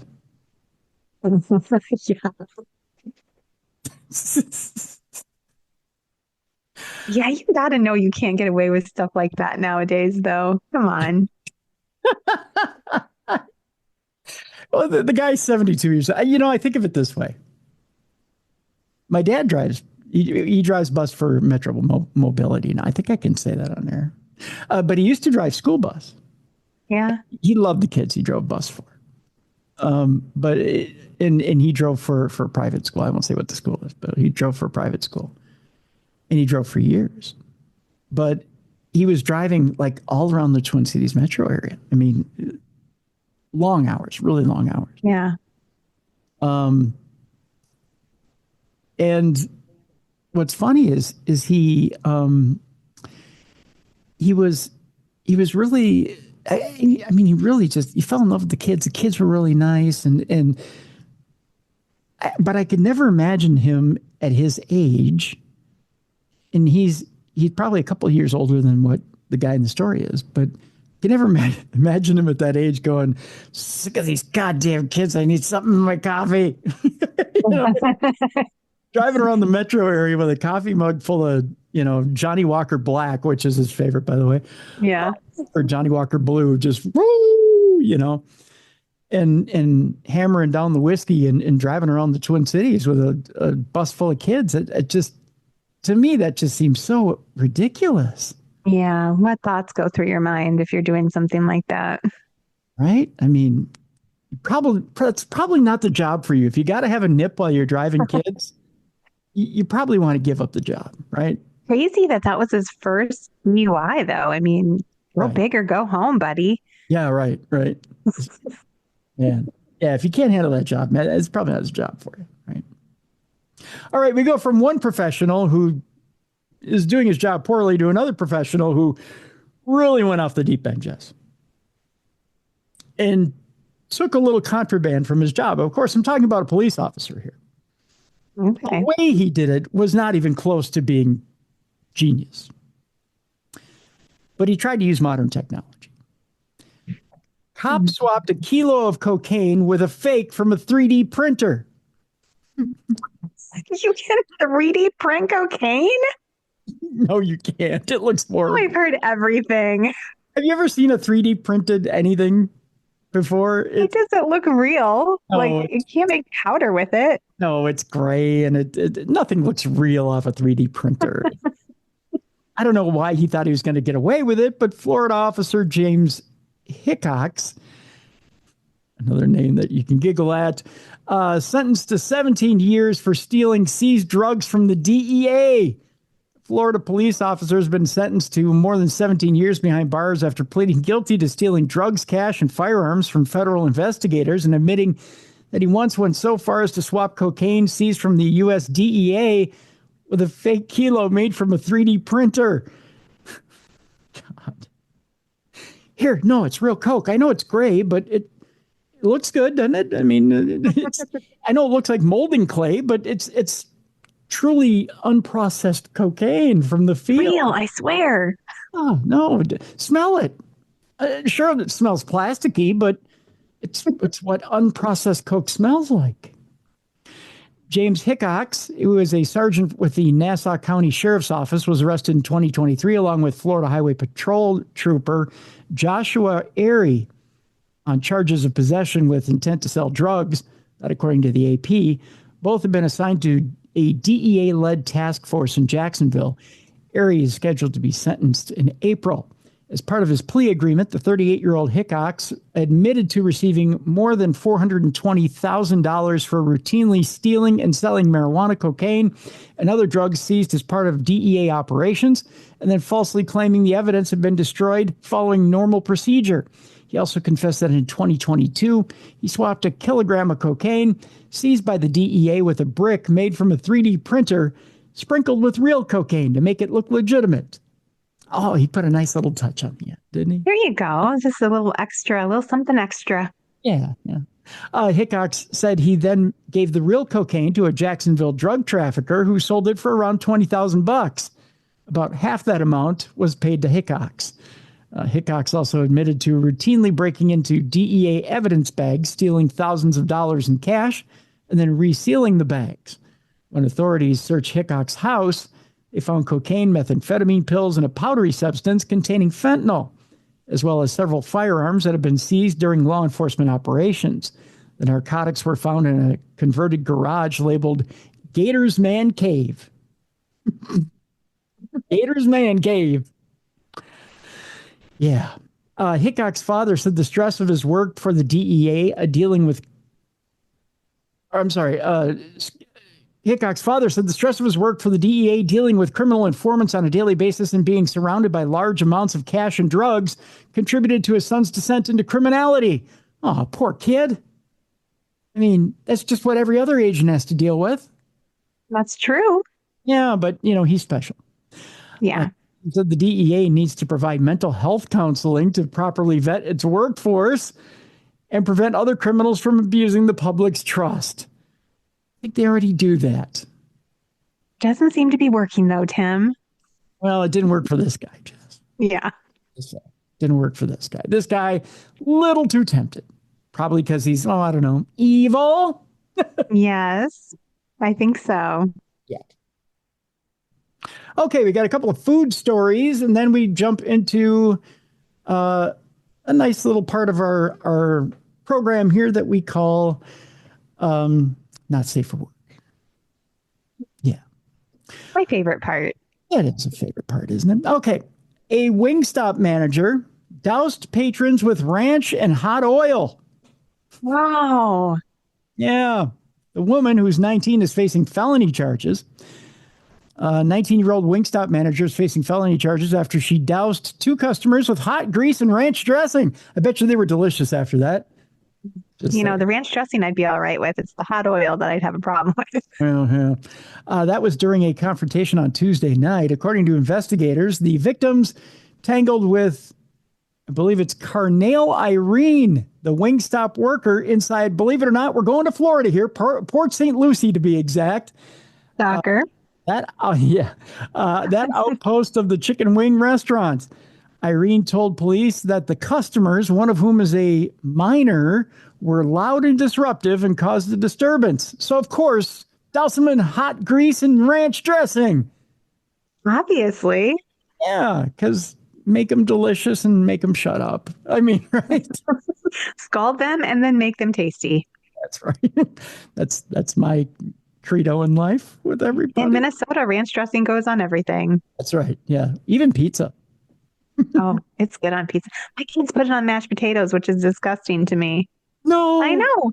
What? Same reaction. Your face. Exactly. Every time they do it, I'm like, why are you ruining the mashed potatoes? I am appalled. They're true Minnesota kids. I am it's gross. Yeah. I know. Although I may try it tonight. It probably tastes good, but I'm always like, come on, guys, I made gravy. There's butter. Like, oh, come on. If there's gravy and butter, you eschew the ranch dressing. Although I know, ranch. I do have a nice bacon ranch upstairs that I may try with it. Ooh, that sounds kind of good. Yeah. Now I'm hungry. Yeah, I am too. On with the story. During the dispute, which is not further detailed in an arrest report, one of the patrons pushed a container of straws off the counter because, when you're flailing around from hot grease and ranch, you knock shit over. The conflict, cops say, escalated when Irene responded by throwing ranch dressing at the victims, probably to calm the scalding of the hot grease. I mean, that's a good fire retardant, I guess, Jess. I don't know. Cooling them down. Yeah, cool them down. Doesn't ranch dressing cool down everything? I mean, when your mouth is burning from a particular hot wing, don't you throw ranch? That's like the idea behind it, right? That's why they give it to you with your hot wings. Yeah. So maybe the manager is just being helpful. Exactly. I think so. She then went into the kitchen and returned with a bucket of hot grease. Oh, no, it was the ranch and then the hot grease. Wrong order. I'm wrong. She went into the kitchen then and returned with a bucket of hot grease and threw the liquid at the victims. That's terrible. I mean, that could literally scar you for life. Like, if they got that on their face, they could be disfigured. That's the Al Green treatment right there. That's the bucket of hot grits, cool. And we're done. Not cool. End game right there. Store security footage reviewed by police showed an individual trying to hold back Carnell, but she pushed forward and throws the liquid in the bucket. Irene, cops say, admitted to spraying ranch dressing on the customers and justified her actions by stating the customers were being verbally abusive and had reached over the counter to knock over the straws. She claimed she claimed the tossed oil did not strike the patrons. Still, you threw it. That's assault. Yeah.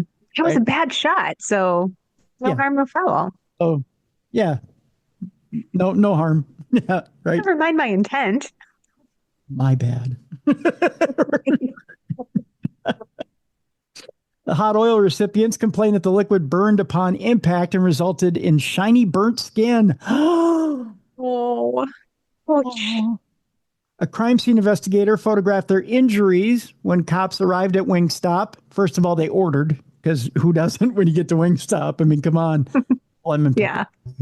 I mean, I don't know. So I'd never had it before. This past Friday was the first time I ever had it. Oh, really? Yeah, we did try the lemon pepper. It was good. The Korean. Gosh, what else did we have? It was tasty. It was good stuff. All of it. Was good stuff.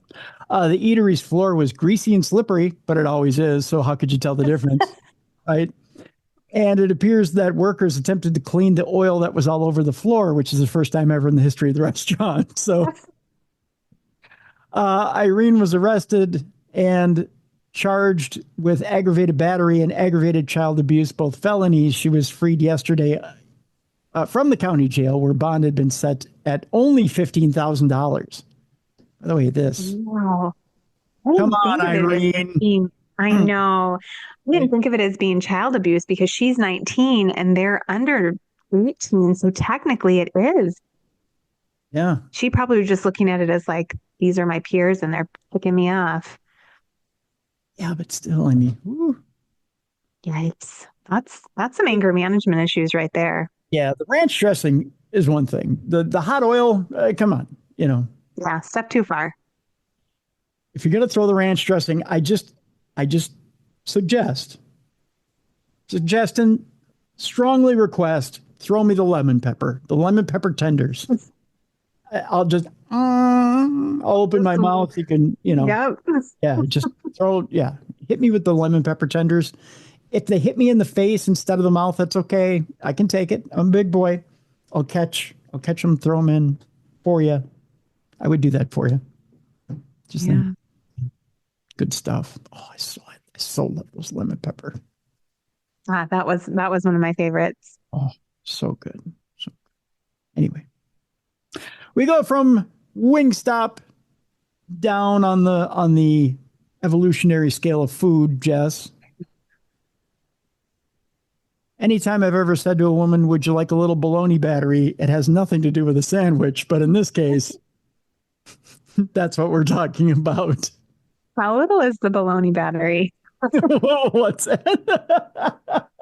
You asked if they want a little bologna. A little bologna battery.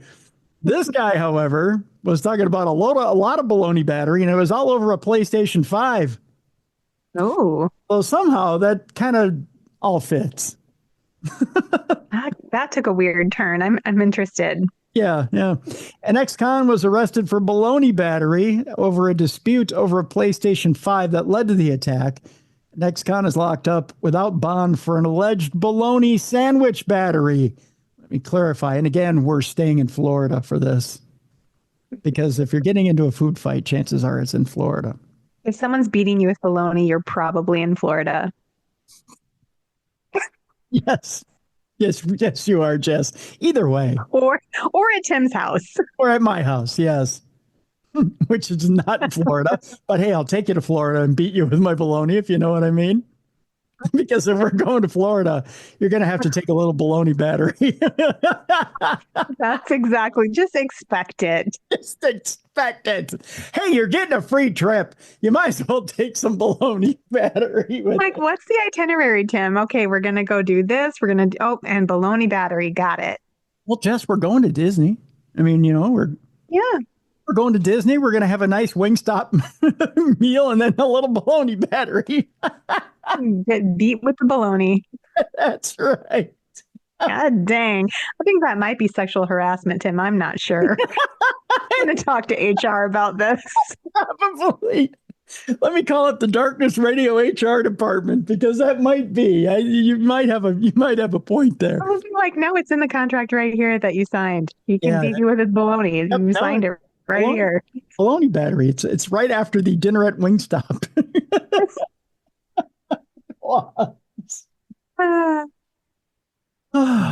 Okay, where were we? Yes, 29-year-old convicted felon Oquavius Chandler, also a wide receiver for the Miami Dolphins.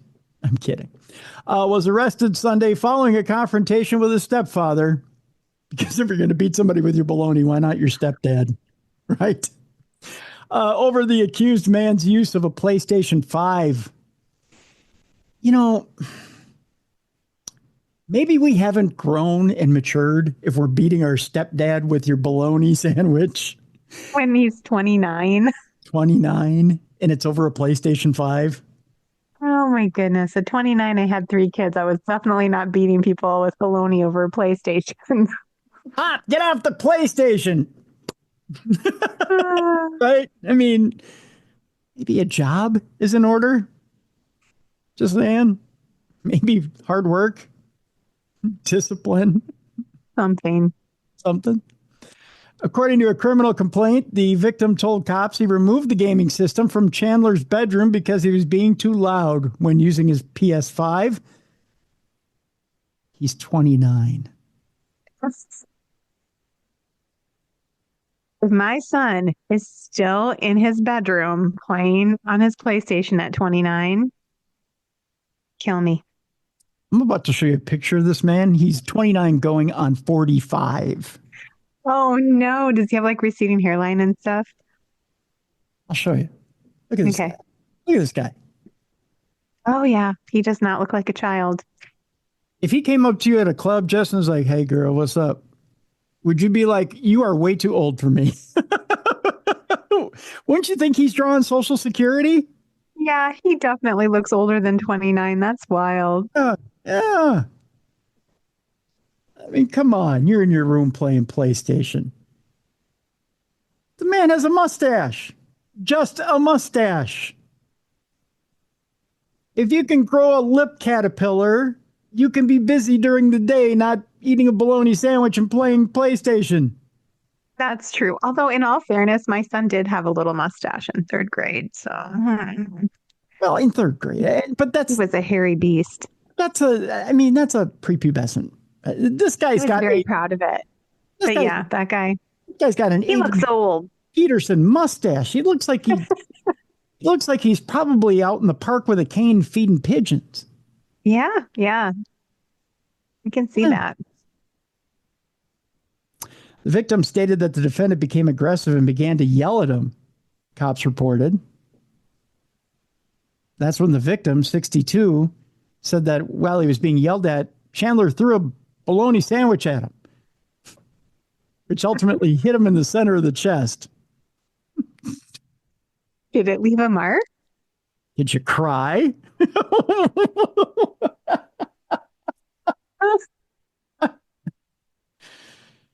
Jesus, people are soft in Florida. The man, investigators added, had no visible injuries from the bologna strike. I should hope not, unless he had like paper thin skin. You pick it up and slap you in the face with it. By the way, he video recorded the bologna strike on his phone. Ooh. You could see the crime in progress. Yeah. By the way, I do that a lot too with my bologna batteries. I put them on my phone too. You record it. You shouldn't do that. No. Someone could get a hand on that and sell it. Sometimes it's kind of sexy. Not gonna lie.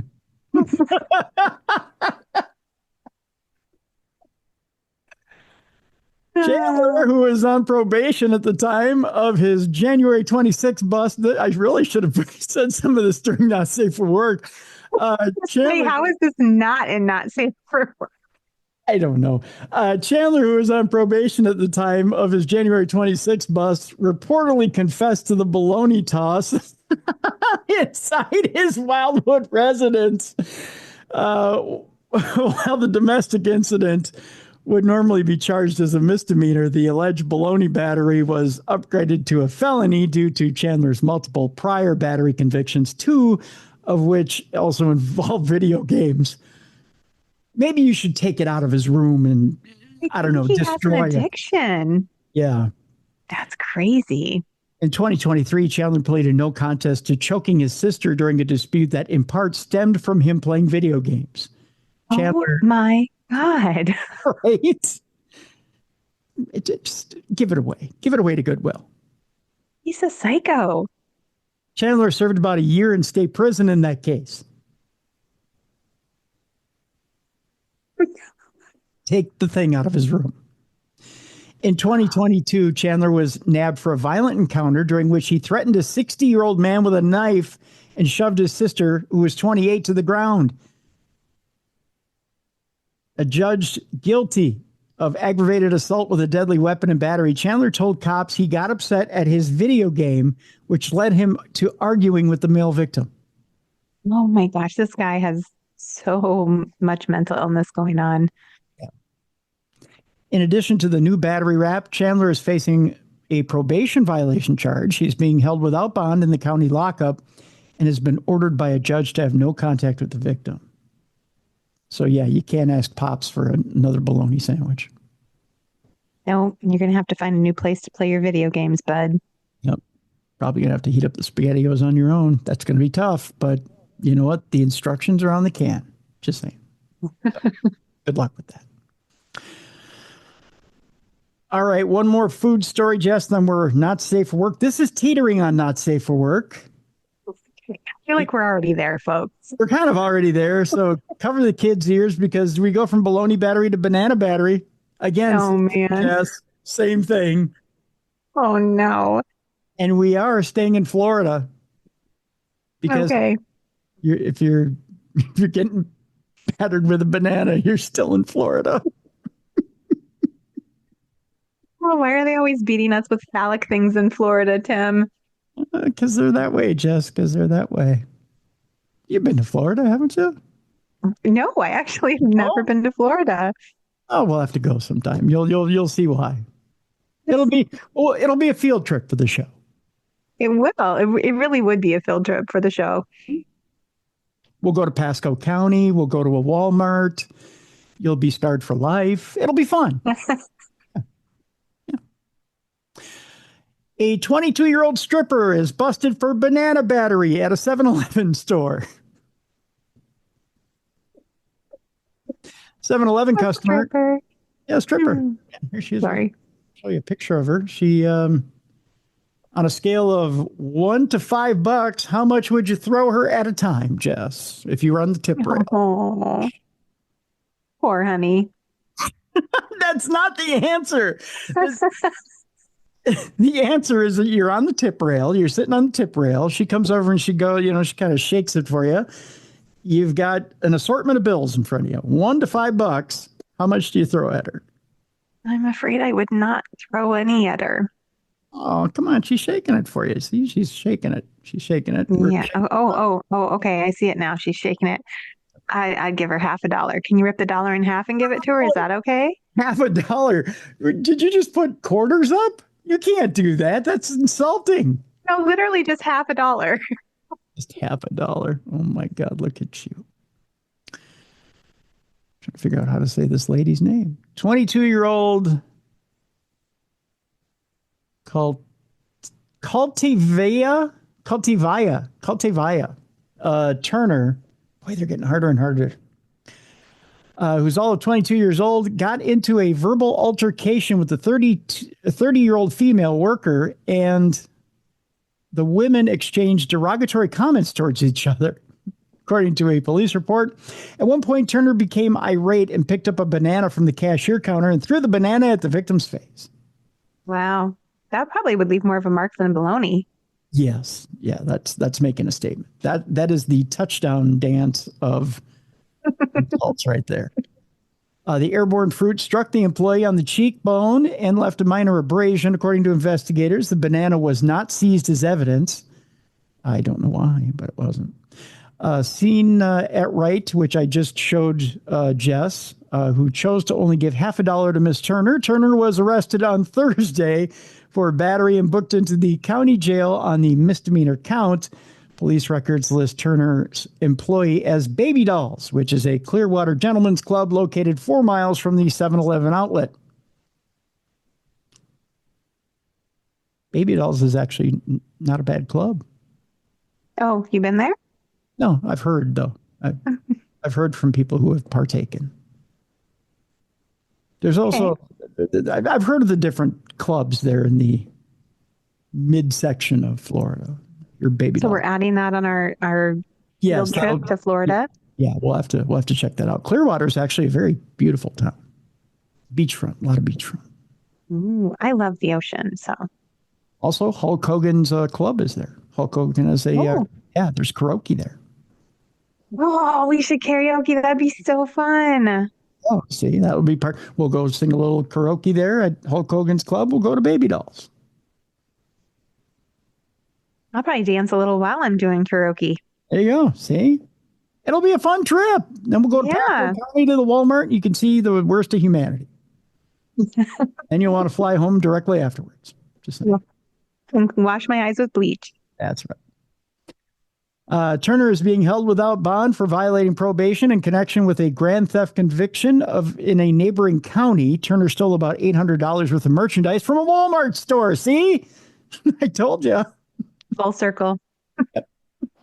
Regarding that felony case, Turner had previously been cited for failing a pretrial intervention program, as well as for not performing 75 hours of community service or paying court fines. You think she'd make enough of baby dolls? Turn around. I'm just going through processes in my mind. Don't mind me. You kids talk amongst yourselves. I'm figuring out stuff with the story. Here we go. Turner was also recently arrested for resisting and giving cops a false name when they responded to a trespass call at baby dolls. Oh, she was free on $1,000 bond in that case when she was collared for the alleged banana battery. So there you go. Banana battery, baloney battery. This sounds like it could be a rap song. Just saying. It's kind of fun. Banana battery. All right. All in Florida. Now it's time for our Not Safe for Work part of the program. With this, the kids have already been exposed to a few stories that, let's just say, have warmed them up, but you probably want to put them away now that they're all sugared up and heard a little of adult content. They probably want to tell the kids about it at school. Send them to school, let them tell them about the stories they've already heard. Let's us adults talk now. We'll do that in 5, 4, 3, 2, 1. Since we're already talking about strip clubs in Florida, let's continue the strip club theme, shall we? Yes, please. A tractor trailer crashed into the side of a gentleman's club in Pennsauken, New Jersey. It's scary. Or was it? Maybe the talent on stage wasn't all that impressive and they needed a break. Maybe they needed you know how every once in a while at a club, the talent's a little boring and they bring on a comedian just to kind of, Yeah. Maybe this was the comedy. Do they do that? I've never been to a strip club either, so I don't know. In the old days, Jess. Not any time recently. I have not seen a strip club comedian. They should. I mean, I would love a strip club comedian. They've got to be hilarious. I think we were in short pants the last time a comedian was on a strip club stage. To be honest with you. We go to Pennsauken, New Jersey, where a tractor trailer crashed into a building in Camden County, New Jersey on Thursday night. Authorities say the truck slammed into Club 2120, which is a gentleman's club attached to the Riviera Motel in Pennsauken. So it's a class joint. Hooked right up to the hotel. Yeah. Making it easy for everyone. I guess, the ladies are quality. They definitely don't go home with anyone. No. The hotel rooms there are not disgusting. Just don't turn a black light on.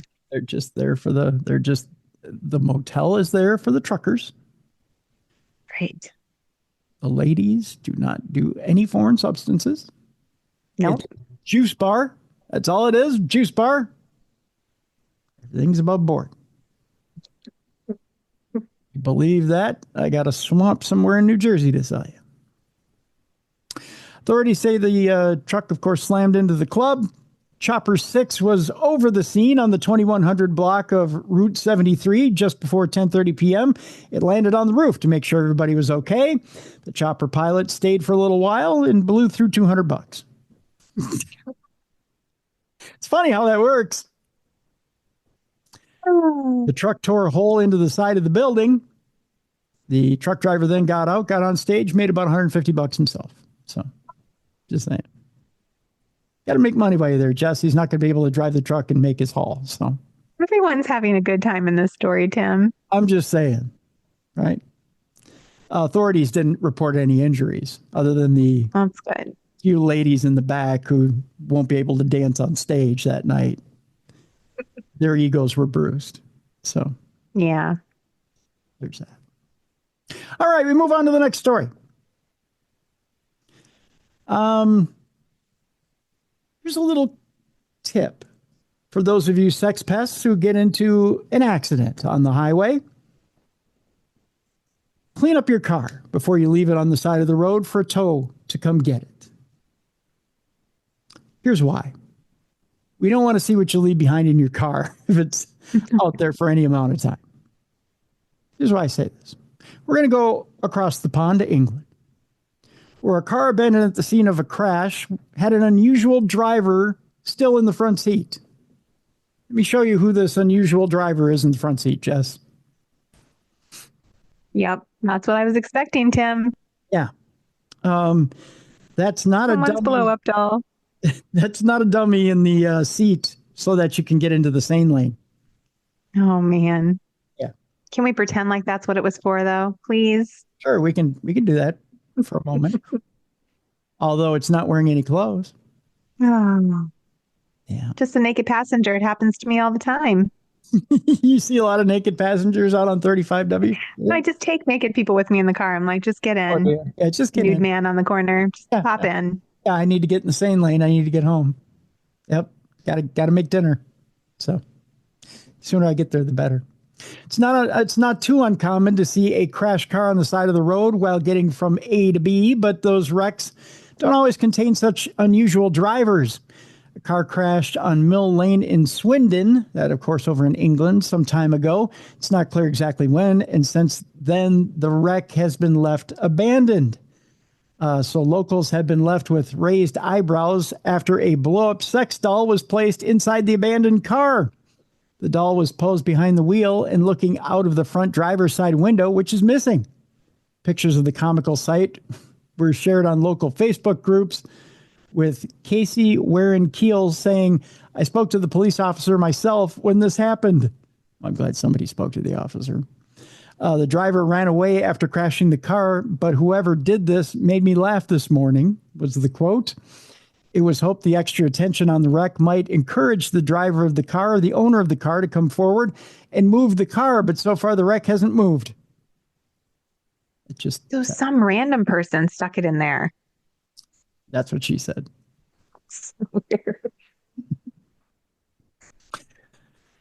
It was hoped the extra attention on the wreck might encourage the owner of the car to come forward and move the car, but as I said, so far the wreck hasn't moved. Instead, the blow-up doll was removed after a couple of days. So they came and got the doll, but the car still stayed. They're like, I need my girlfriend back. Pictures of the scene suggest the car seemingly hit a yellow bordered sign with black and white arrows, which indicates that a sharp bend is ahead. So they took it a little too fast, much like they did with the relationship with the blow-up doll. Just saying. It then left the road and ended up in a ditch full of reeds and other shrubs. The access to the boot had been removed or damaged, and the front passenger side door was open, with the front passenger seat leaning forward. Oh, there might have been other things at play there. Oh, weird. The hubcap of the wheel below the front driver's side door was missing, while the rear driver's side wheel hung in midair. Scraps of police tape were still attached to the vehicle's wing mirror, indicating that a police cordon had been put in place at some point. However, when Wiltshire police were approached for comment, they said there was nothing on their incident logs that could match the location of this accident. So there you go. All right. This next story may bring up some childhood trauma. It may bring up some childhood adult trauma. It may bring up some adult childhood trauma. It may just bring up trauma in general, Jess. I'm just going to warn you of that right now. Okay, trigger warning accepted. Trigger warning accepted. Here we go. I know it brings up a little trauma for me. I'm not going to tell you how. You ever had to clean out your parents' closets? I've helped with that before, yeah. Found anything in your parents' closets that's of questionable content? I mean, nothing too bad. You must have, though, huh? Maybe. Yeah, I can tell by the look on your face, Tim. Poor little Timmy's in there, just traumatized. Yeah. Let's just say there have been a few therapy sessions. Well, this son found the ultimate in no-no material. And boy, did he have an issue. Of course, we're going to Florida. We spent a lot of time in Florida today. Spent a lot of time in Florida. A son reported his father for child porn. Oh, no. Yes. Oh, no. The illicit images were discovered on his dad's cell phone, according to police. Yikes. Good for that kid. Yeah. Well, not necessarily a kid. I mean, here's the story. A Florida man who asked his son for help when he was locked out of his email account is facing 20 felony charges after the young man contacted police to report discovering child pornography on his parents' phone, that according to police. Investigators say that 63-year-old Gene Fallon recently turned to his son Jared, who's 30 years old and a city planner. Oh, Imagine being 30 and discovering your dad's a pedophile. yeah, that's really upsetting. He wanted assistance with his disabled Gmail account. Now, the Fallons are pictured here, and I'll show you a picture of them, Jess. This is them currently. Oh, okay. Okay? Mhm. All right. Fallon's account had been flagged by Google after the firm's monitoring system detected that it had been used to upload illicit images of children to Google Photos, the sharing and storage service.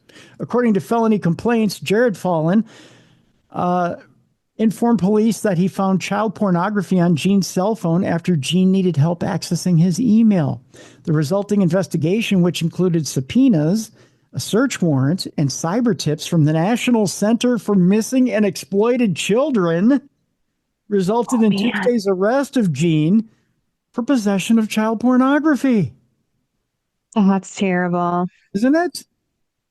Fallon reportedly admitted to saving child pornography when questioned during a non-custodial police interview. The search of Fallon's Google Photos drive yielded 952 files containing child pornography and child erotica. Oh, disgusting. Yeah. Fallon, who lives in Kenneth City, was freed from custody yesterday morning after posting $100,000 bond. Each of the 20 second-degree felony charges Fallon faces carries a maximum 15-year prison term. They're going to bury him under the jail. Thank God. Yeah, that is, people like that are terrifying. But can you imagine? Okay, so you're this poor guy, 30 years old. Yeah. Your dad says, I'm having a little problem with my email account. Well, I mean, most of us, who have older parents are like, oh, yeah, it's your email, whatever, and you manage to get into it, or you manage to get into the phone, and you see these pictures. And you're like, what in the actual F? Yeah. How many people would have the stomach to go, you know what? I got to turn the old man in. Yeah, I'm afraid I would. I mean, that's an intolerable offense. Right. Most people, Jess, I don't think would. Yeah, probably not.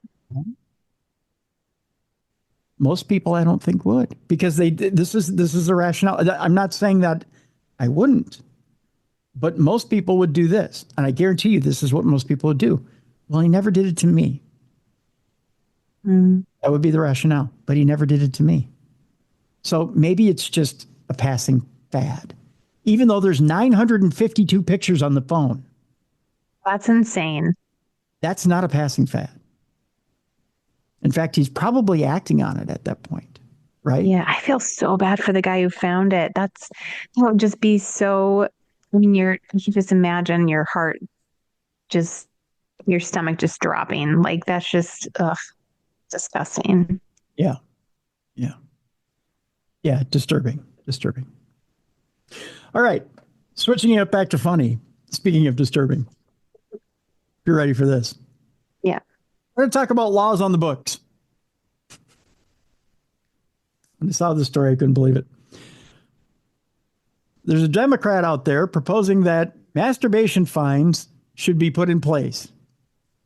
This Democrat is now receiving death threats because of this. Don't mess with people's private time. That's right. A Democratic state senator in Mississippi has reportedly received death threats after introducing a bill that would make masturbation illegal unless it is carried out with the intent to create a child. I want you to think about this for a minute. This is literally trying to drop one in the bucket from a height. All right.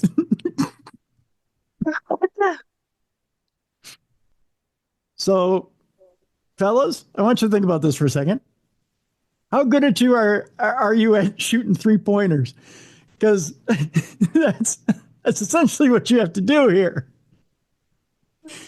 And you have to have a willing recipient somewhere in the room. Yeah. In order to carry this out without being arrested. That's essentially. I'm so confused.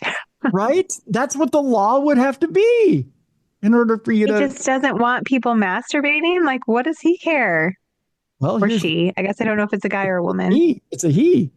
What the heck? I know, right? Talk about having your weird kinks. Here's the story. State Senator Bradford Blackman said he introduced his Contraception Begins at Erection Act. I'll let you marinate on that for a minute. The Contraception Begins at Erection Act as satirical response to Mississippi state law, which bans women from having abortions, with limited exceptions to save the mother's life or if the pregnancy resulted from rape. Now, Newsweek contacted Senator Blackman for comment via email outside of regular hours. Now, here's why it matters. Again, we're not going to get too much into the issue. I just think the law is funny. Wild. He'd even bring this up. They claim that abortion shot up the political agenda in June of 2022 when the Supreme Court overturned Roe versus Wade, that particular ruling. In response, a wave of Republican-controlled states passed legislation banning abortion with limited exceptions, though some states amended their constitution to protect abortion access after public votes. Now, TMZ says Blackman received death threats among some vile messages from men. That's right, from men who didn't understand what he was doing, angry about the bill he introduced banning masturbation. However, he also claimed to have had an 80% positive response from women. Because they understood what his point was. That's right. Well, the male and the guys are just like, you're telling me I can't touch myself? Come on. What? Well, the male reaction was about 50-50 between supporters and opponents. So Blackman introduced the Contraception Begins at Erection Act to the Mississippi legislature this month, although it was virtually having no chance of passing the Republican-controlled body. The bill would make it a criminal offense for anyone in Mississippi to discharge genetic material without the intent to fertilize an embryo. It's kind of clever. It is kind of clever. Anyone convicted, by the way, of this would be fined $1,000 for first offense, $5,000 for the second offense, and then $10,000 for any additional offenses. You imagine all those poor little teenage boys in the shower and their mom's like, I know what you're doing in there. You're going to cost now us. You're going to go blind. You're going to go blind and you're going to go to jail. And you're going to go broke. Just saying. Now, it says the bill makes exemptions for the discharge of genetic material which is donated or sold to a facility for the purpose of future procedures to fertilize an embryo. So you can donate to a sperm bank. Well, there are exceptions. That's good. Yeah. Or discharge with the use of a contraceptive or contraceptive method intended to prevent fertilization of an embryo. So, fellas, you can use a condom. Masturbate with a condom. No. If you're in the act of sex. So. Oh, okay. I see. If you're with a female and you're using a condom, that's acceptable. Huh. Yeah. So we live in strange times. We do. I just found the story funny. It was extremely funny. So not making any political statements here funny. I just think it's extremely funny. Okay. And so it's funny. Here, folks. And our final story for today, which I found even funnier. And of course, we have to go across the pond for this one as well. Talk about your revenge crimes and your ultimate revenge crimes. A woman is in court for aggressively farting at her boyfriend's ex. Now, if we can speak candidly among adults for a quick second before we take off on this story, there are a lot of guys out there that believe that women don't fart.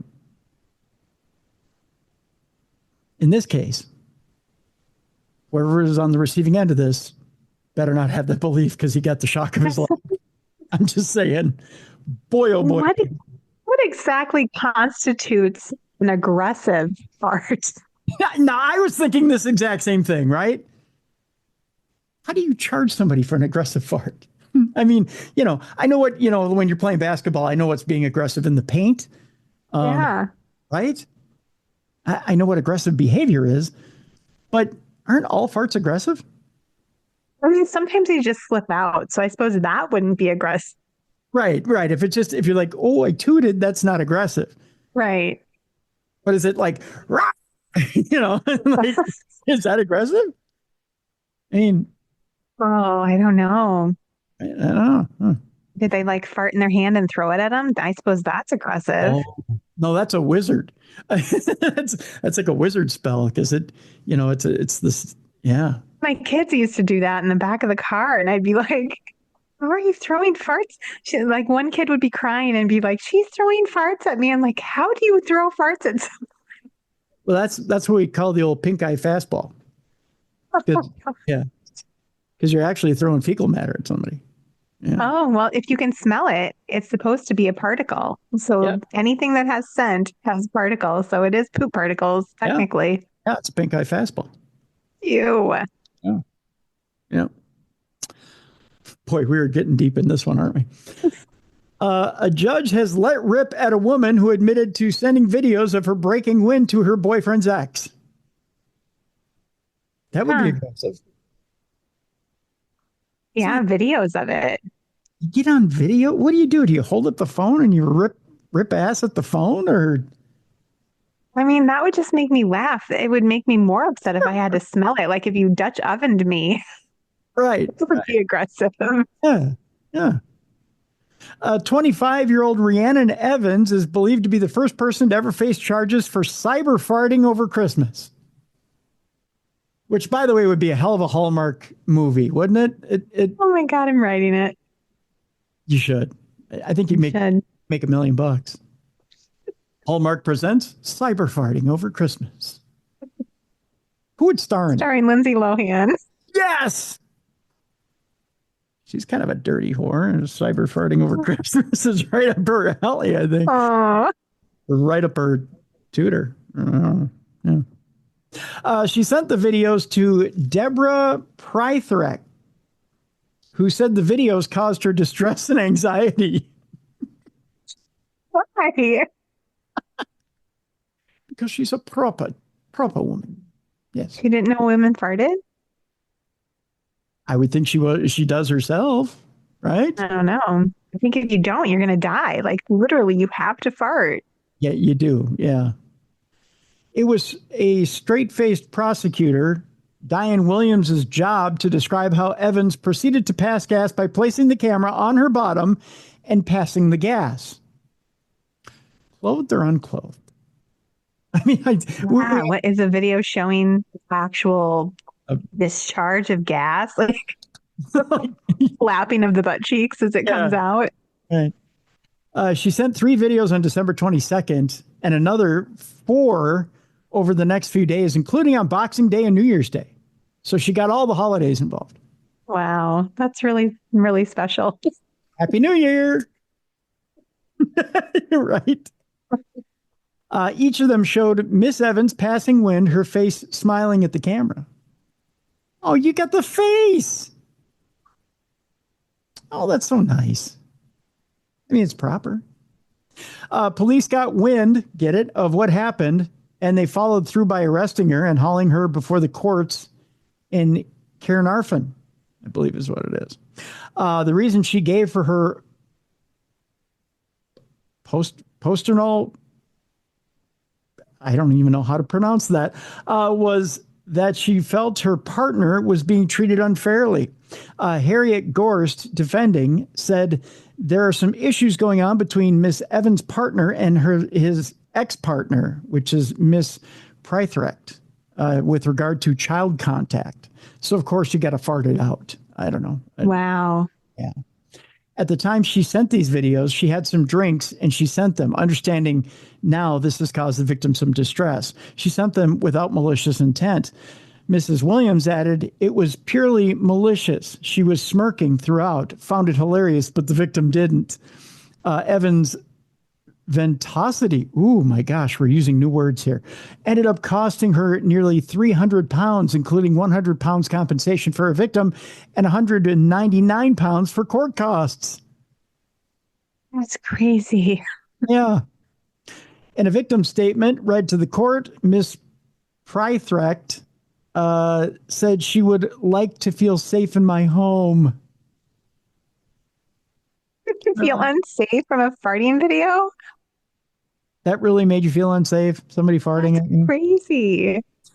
Evans will also have to carry out 15 rehabilitation sessions for her sphincter whistles and must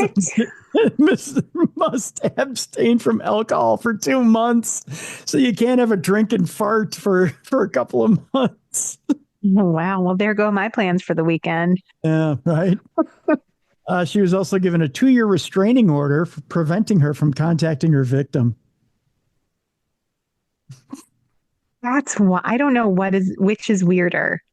The fact that a woman farted into a camera and sent it to someone, or the fact that the person that she sent it to is traumatized by it. Right. Weird. I told you today was going to be weird. Mm. Yeah. But Jess, did you want a palate cleanser here? Yeah, I always love a good palate cleanser. If you gotta cleanse the palate, we're gonna do it by going to Wisconsin. Okay, back to Wisconsin. Back to Wisconsin, to Sutton's Bay, where this weekend they had to celebrate the winter weather with a good wiener ski. A wiener ski. Yeah, well, there's nothing more refreshing than getting out in the cold air, celebrating it by letting your wiener go. Ooh, sounds painful, honestly. Now, when I say that, you think I may be talking dirty, but I'm not. See, a wiener ski involves a brat. Oh, that kind of a wiener. Yeah. Oh, that sounds delicious. Yeah. So what they did at the wiener ski, it just sounds dirty, but it actually took place at a winery. It sounded darn good. It was at a winery in a hill, and it was just I think our kind of event. Wiener ski returned up north to a vineyard with wine, brats, cheese, and skis. Oh my gosh. I want a t-shirt that says wiener ski on it. Right? Wiener ski. I'd wear it all the time. Yeah. I wonder if they're going to have more of these. So it was a fun and tasty combination that mixed outdoor adventure with some delicious bites and sips. It was the Wiener Ski event at Shady Lane Cellars near Sutton's Bay. And it went from 11 to 6 this past, I believe it was this past Saturday. Yeah. Deep snow, wintry temperatures, and warm fire pits were ready for welcome visitors as they came in. It was the perfect chance for guests to embrace the outdoors and explore 2 freshly groomed trails that were easily accessed from the tasting room. So there was the tasting room, and you just went from the tasting room out onto the trails. Yeah. And we're doing this next year, right? You bet. So you had, you could hike or you could cross-country ski. They had a 5K loop there for skiing. If you wanted to snowshoe, Shady Lane had a 1.5K trail for that. And then on top of it, if you needed skis or snowshoes, you didn't have to bring your own gear. You could rent equipment there for the sips and the bites. This is what they did from noon to 3. They had Nick Bassford from I believe it's the Lilano Cheese Company was on site. They had beer brats on a pretzel bun with sauerkraut, whole grain mustard, topped with a melted raclette for $12 each. Wow. They had mulled wine, hot chocolate, s'mores kits, and live music. Mix of blues. Sounds heavenly. Yeah. Look at that. How's that for palate cleanser? Yeah. I'm hungry now. Me too. I suppose we should get out of here then. What do you say? Let's go have some wieners. There you go. Well, wiener ski. There's a lot of food in this episode. I'm telling you, there's a lot of food today. I don't know what my deal was, but there was a lot of food. So Got eat with bologna. We got sit with bananas. that's right. Bologna battery, banana battery. We were poured on with hot grease at a wing stop. Ah, I forgot about that. Little lemon pepper. Yeah, a lot of stuff going on today. Doused in ranch dressing. Yeah, doused with ranch dressing. Lot of stuff. Tomorrow's Good show. Yeah, good show. So what do you have going on? I should ask, what do you have going on with you?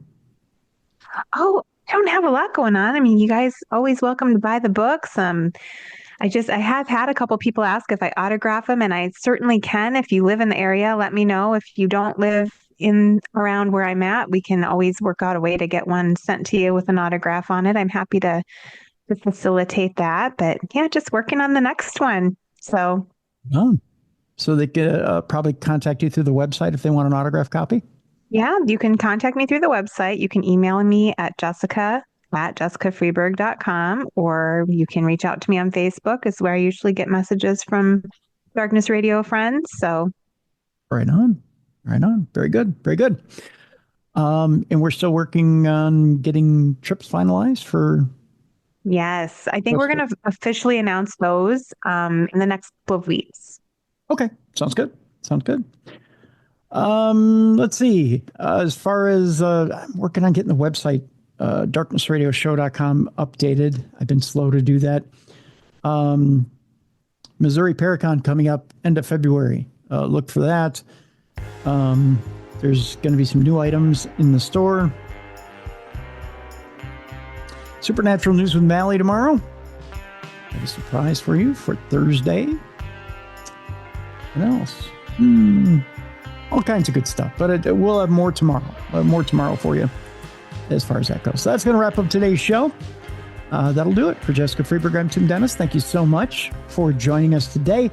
The book on today's show, which we encourage you to go get, by the way, folks, is a good one. By the way, David Secular is the name of our author who wrote this novel. And the name of the novel is A Hate Crime in Brooklyn.